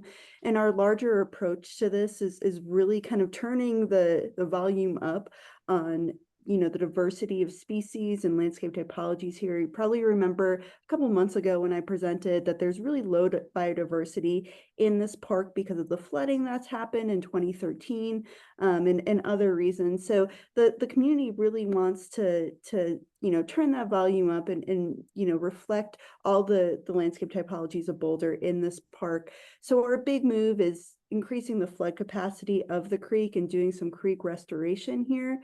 So you'll see this in the western portion of the park where we're zoomed in on this larger wetland complex here that will have increased flood capacity and sediment capture for those major storm events. And then some going to the east of the site, continuing to repair some of the eroded parts of the creek. You'll see two major plazas on the western and the eastern portion of the site that have two structures. The one on the western portion here, we're calling more the community plaza. It has a shade structure, a three-season structure, a really iconic and beautiful play tower, and then other play features and maybe pop jet water feature that's more community focused. Even though this is a neighborhood park, we are, of course, welcoming the rest of the Boulder community with open arms here. There's also a lot of multimodal connections, a multimodal trail that runs through the park or path that connects to Boulder's larger system. There are some dead ends that kind of end at this park for a multimodal path. So we're extending that through the park. And then in the center, you can see an amphitheater area that really capitalizes this large majestic cottonwood that's existing on the site. And that will be able to have community gatherings and other events in this space. We're also mounding up this area of the site using any cut that we're getting from that stream restoration to create a landform to create that amphitheater shape in this portion of Violet Park. As we go further east, you can see all these pink blobs kind of scattered around. This is our nature play areas, and we're going to be actually working with a larger team on Friday to charrette what the themes are in these nature play nodes or kind of rooms and further develop that. Sorry, fire truck going by. Busy here in Denver. And then 20, you can see more of a neighborhood plaza. We're going to have one restroom here and a place where you can rent out equipment to use throughout the park, whether that be a butterfly net or, you know, shovels to play in the sand we saw in that video, the dirt kitchen. So tools like that the community can use to really integrate themselves or, you know, explore the park even more. We're also improving where you see 23, we're improving the bridge as you cross Violet. If you've been on Violet Ave and seen this portion, it's really scary as a pedestrian. That bridge has, it's over 50 years old, so it's way past its lifespan. So looking to replace that and working with transportation to replace that, creating an underpass there so folks can go under and cross into that 1 acre parcel or cross on street and enter the parcel that way. So making sure we all have the proper access and circulation to the site. And then this 1 acre parcel that's not accessible right now to the public is going to be this more quiet contemplative space with a food forest that Darren mentioned earlier. So again, I think building upon my presentation from a couple months ago, making sure we have all the transportation connections, allowing folks from Boulder Meadows to properly access this open space and utilize it and make sure it reflects their needs and they see themselves in the park. Did I miss anything, Darren? No, that's great, Ashley, and certainly happy to answer questions from the PRAB. Appreciate you going through that. the other elements that we just wanted to share in terms of the feedback that we've heard from our most recent engagement window relate to the access that Ashley just alluded to. We, as most of you likely know, have received a grant through the Safe Routes Partnership to explore safe routes to and from this park, and have worked with the community to understand what the major barriers are to accessing the park. I'm really excited to report that while we heard loud and clear that the speeds along both Violet and 19th are a barrier to accessing the park, our transportation and mobility partners in that department have been incredibly responsive and are working with us to reduce the speeds on Violet Avenue. So I am very excited about that and other work that they are doing on behalf of this community. In terms of the next steps for the overall project, Charlotte walked you through some related to the naming itself, but we'd like to hear your feedback and questions on the concept plan tonight so that we can continue moving that feedback into the next phase of design and engineering. Charlotte also mentioned that we are participating with a booth this Saturday at the grand opening for the North Boulder Library, where we'll also have just a touch point for the community to understand where we are and join the movement and the email list to stay in touch. And then we are also we'll be submitting for some initial city permitting over the next couple of months, which will likely entail review by the planning board as part of that. And so wanted to make sure that you were aware of that, and certainly details will be shared as we get that all scheduled. The naming ceremony, as Charlotte mentioned, will be included as part of the neighborhood block party that the Meadows neighborhood is hosting on Saturday, July 27th. But they are welcoming the public at 1:30 that afternoon to announce and celebrate that name, and we'll likely look for lots of other ways to support them in announcing and celebrating that name. Continued on-site early childhood engagements with our partners at Growing Up Boulder to continue bringing them along in the development of design. We've found it's really effective to be able to have these forums where they're relaxed and enjoying the park itself, to give them bits and pieces of information and get feedback on from both the young residents and their caregivers.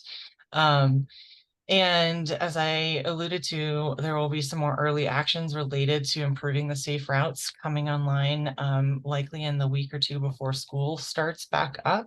And that is being funded by both the Transportation and Mobility Department as well as through this grant that we received. We are also, speaking of grants, putting in an application, as we've alluded to in past months, to Great Outdoors Colorado, to their community impact program. And then, as I mentioned, planning board review, and then we will come back to you once we've advanced design and engineering and gotten a lot better understanding in terms of what the cost estimates really look like for the park and how that plays into a more detailed funding and phasing plan in terms of which elements will advance when and with what funding we can assign to that. So those will be details that we continue to work out over the coming months. And of course, happy to answer any clarifying questions that you have. These were included in your packet, and as well as, hear from you about which elements you're most excited about or which you think advance the community's values best, as well as any red flags or suggestions for improvements that you may have.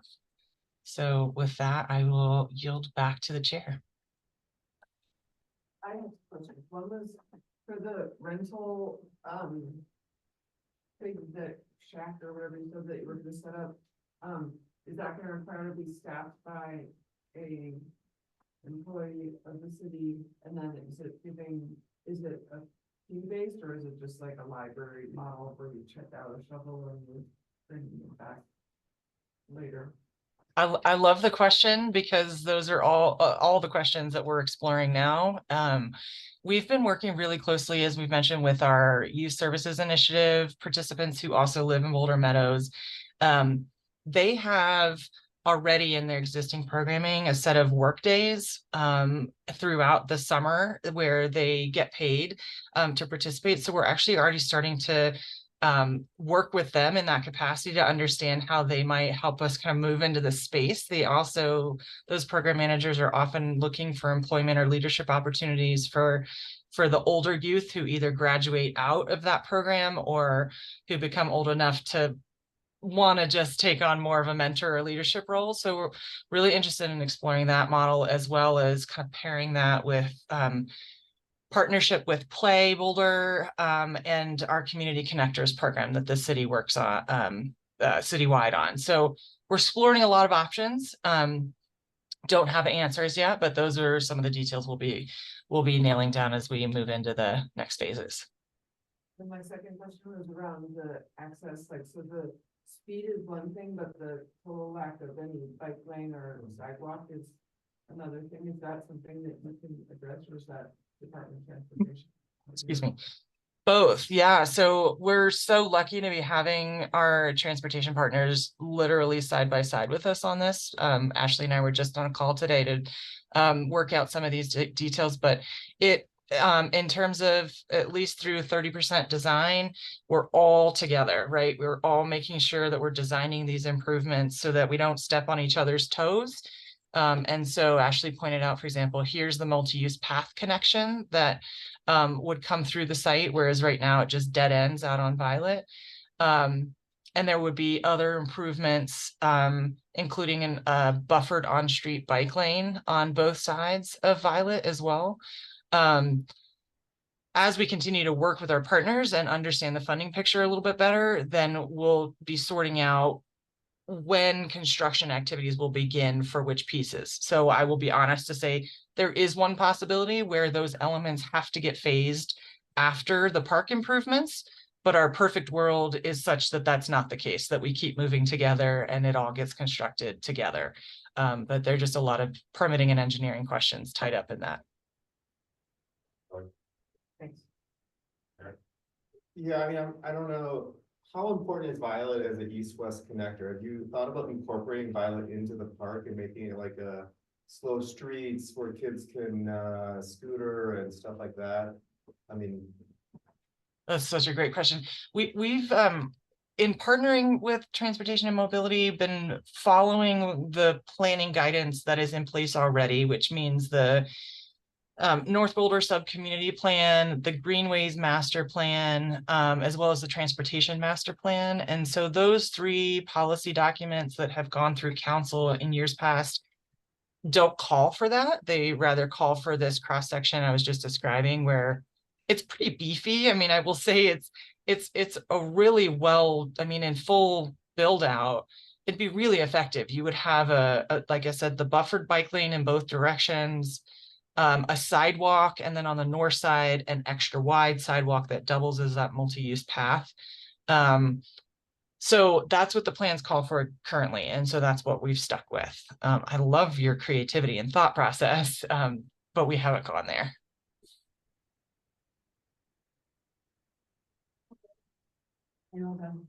Okay. I would just say that, I think the amphitheater is amazing. It's my favorite part for sure. I think any opportunity for arts and performance is just amazing. Love nature-based play structures. I think that anything new and exciting from that end is really great. Growing garden also really great. I would say my only concern would be the rental situation that Anna brought up. I think having things that can be lost or taken out of the park are just potentially something you have to be constantly replacing and things like that. And I don't think you can have anybody there full time to in a park to manage something like that. So, yeah. Just that part. So we have sort of a rental library that's common around the US now at libraries, and with the library right next door, maybe they could manage a little rental library. It's a kind of partnership that too. They're talking about. Like, No, I know the yeah, tools and yeah, stuff, yeah. but you know, some libraries you can rent out a vacuum cleaner, like I think we probably. Yeah. Community resources. Like keeping the rentals at the library. Yeah. Yeah. Where there is staff. Like you have to check it out with your library. Yep. Yeah. No, Yeah. It's better than keeping it out of the park. Yeah. I appreciate you bringing that up. I will say that in working with our partners at the library district, they have fully programmed out the spaces that are internal to that structure and don't anticipate there being room within the new structure to support that. But they're very willing to explore coming up with a cataloging system to help us manage this once if it were to get built. They're very happy to help us operationalize that side of it. I should have mentioned that earlier. Thanks for bringing that up. Otherwise, I think it's fantastic. Good job. Thank you. Good job, Ashley. I just want to give you guys a shout out. It's so exciting and so fun. It's the kind of thing I guess we don't get to do often enough.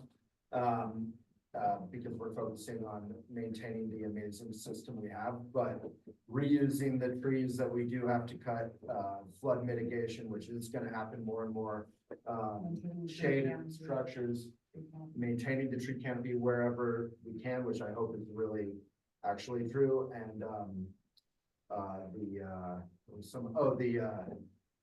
the garden, what is it? So cool. And then, yeah, for the increasing heat constantly for children's play, shade structure and all the trees, it's amazing.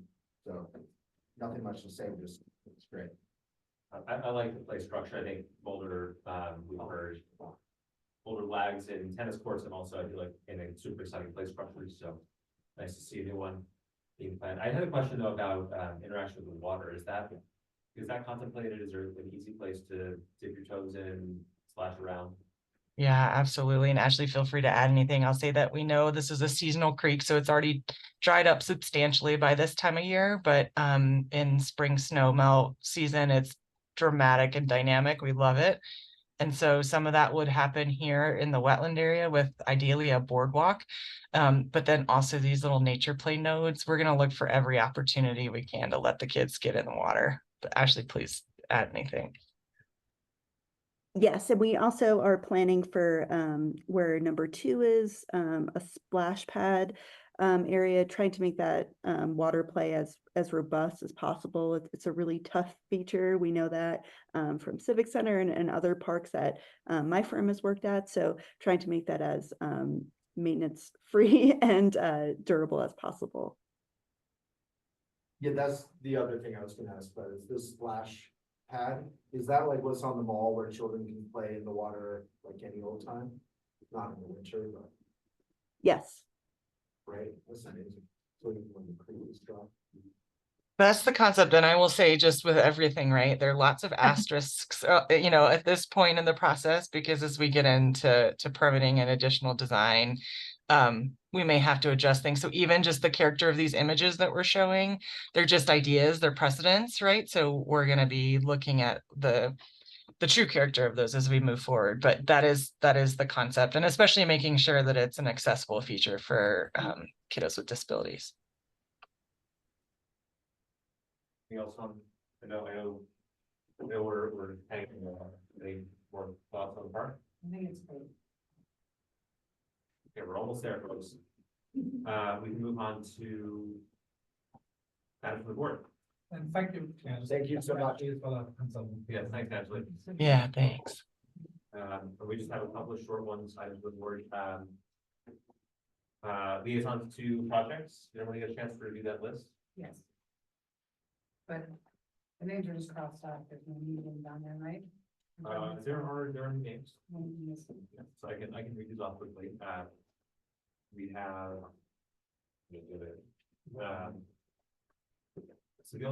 So Civic Area Phase 2, myself and Waylon, public-private partnerships with respect to Boulder Reservoir, Sunny, court systems will be me, budget development is Elliot, future rec centers is myself and Sunny. Regional facility business plans is Elliot. Plain Boulder is Anna. And then there's a couple here without names attached, Violent Park Development Design, and also RMS System Evaluation. I have to admit, I actually don't know what that is. That's our recreation management software. Okay. I think we were gonna leave Violet Park Development. Correct. I think we were gonna take it off because it was like the year in the end. Okay, all right.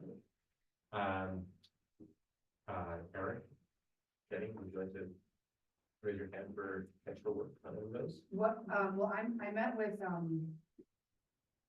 Play, regarding a board member position. I think Waylon was interested in it too, so I think they're gonna pick, or it's kind of needed someone And those meetings have already happened. I'm not really. I met with one, I don't think I've done the second. Okay, but it sounds like. I mean, I'm happy to defer, I just wanna help out with fundraising, I love Yeah. getting support. I think they could do it too. Yeah, exactly. Okay. Yeah. Okay, And it's a well stuff, because I get, remind, Well, so- this is, I don't have any new. ones. for many of these, one person is totally adequate, for some of them, it's nice to have two, for instance, Civic Area Phase 2 is a substantial project, so we're really glad that you and I are tag teaming, toward systems have been fine, just me. Budget development, I think that it would be advantageous to have two of us. Mind that, it's Elliot and maybe. I happen to agree. Yeah. Eric will be tempted to I, do you can put me on budget development. Oh my god. It's gonna be awesome. I want a video. What's the next one? Sorry, give me 1 second. The regional facilities business plan. And I think it's Elliot's on that one. Elliot is on that, and if we wanted to have a second person, it wouldn't be a bad thing. And then the other is public-private partnerships at Boulder Reservoir. At Boulder Reservoir, Yes. it's very specific. That one is pretty specific. I imagine the person that's the concession probably. I'm happy to. Aren't they similar, those projects though? Sunny's on that. They are. Yeah, There is some overlap there for sure. Yeah. Was Scotty on that? Elliot on that, if you want me to help as well, you certainly could. Okay. What about the hill? Is that a thing or not? That is not a thing presenting. With the hotel and all that? Yeah, it's all happening like a separate. And RMS system evaluation is empty. Is that really? So it's an interesting one. So Jacksonville spearhead and put an RFP out, and there are a lot of different software companies that manage recreation departments. And what I will say is we have a vested interest in ensuring that we're able to track and use cost recovery. And then we really want something that's user friendly for the public to register for programs and make sure that we're providing equitable access and those kind of things. And so to get a community member perspective in that, I think is really important. So is this software? Is that what? This is It's software. like a big software. So right now we use a We have software gas called and- Active, Yeah. and it's to replace that with another software. Would anyone like to? You want somebody on that one? I think it would be nice to get feedback on that for sure. So just to give you a brief overview, the purpose of having these liaison roles is that there may be either interest from the community as with tennis, or there may be a need for us to get input from the community. In either case, it's helpful for us to have a direct line to the public, to the constituents, so we can then help me as staff. There you go, okay. That actually sounds like one that you might be interested in. Yeah, I was fine. The implementation of a new software system to help the public reserve our system, making sure that we have the places equitable and accessible. And easy for people to register for programs and sign up for events or whatnot. Okay. All right, thanks, everybody. I appreciate your, So is everybody in there now? Everybody got something? yes. Okay. We're. Bernie? Yeah. Bernie, Um, can you tell me again then? I've got it up on the screen. why don't I email to you tomorrow, Rose? I took notes here. Okay. Any other members from crowd? All right. So, anything you'd like to say? Jenny? I'm all good. We're good. Okay, I had a few, but I'll say them. Can we have a motion to adjourn? Adjourn. Okay, is there a second? All right, all those in favor of adjourn? All right, thanks, everybody. Thank you, staff. Thank you, staff, for Thank taking you, Lauren. We appreciate it. Thank you. Thank you, Ally. Yeah, thanks, Ally. Sorry for giving you so. No, it's great. Thank you all for the discussion. I know we try to rein it in and keep you on. Okay, I am glad that you have so many questions and so much interest in the work. We will keep trying to fit it all in. Thank you. Thank Thanks for your you. patience.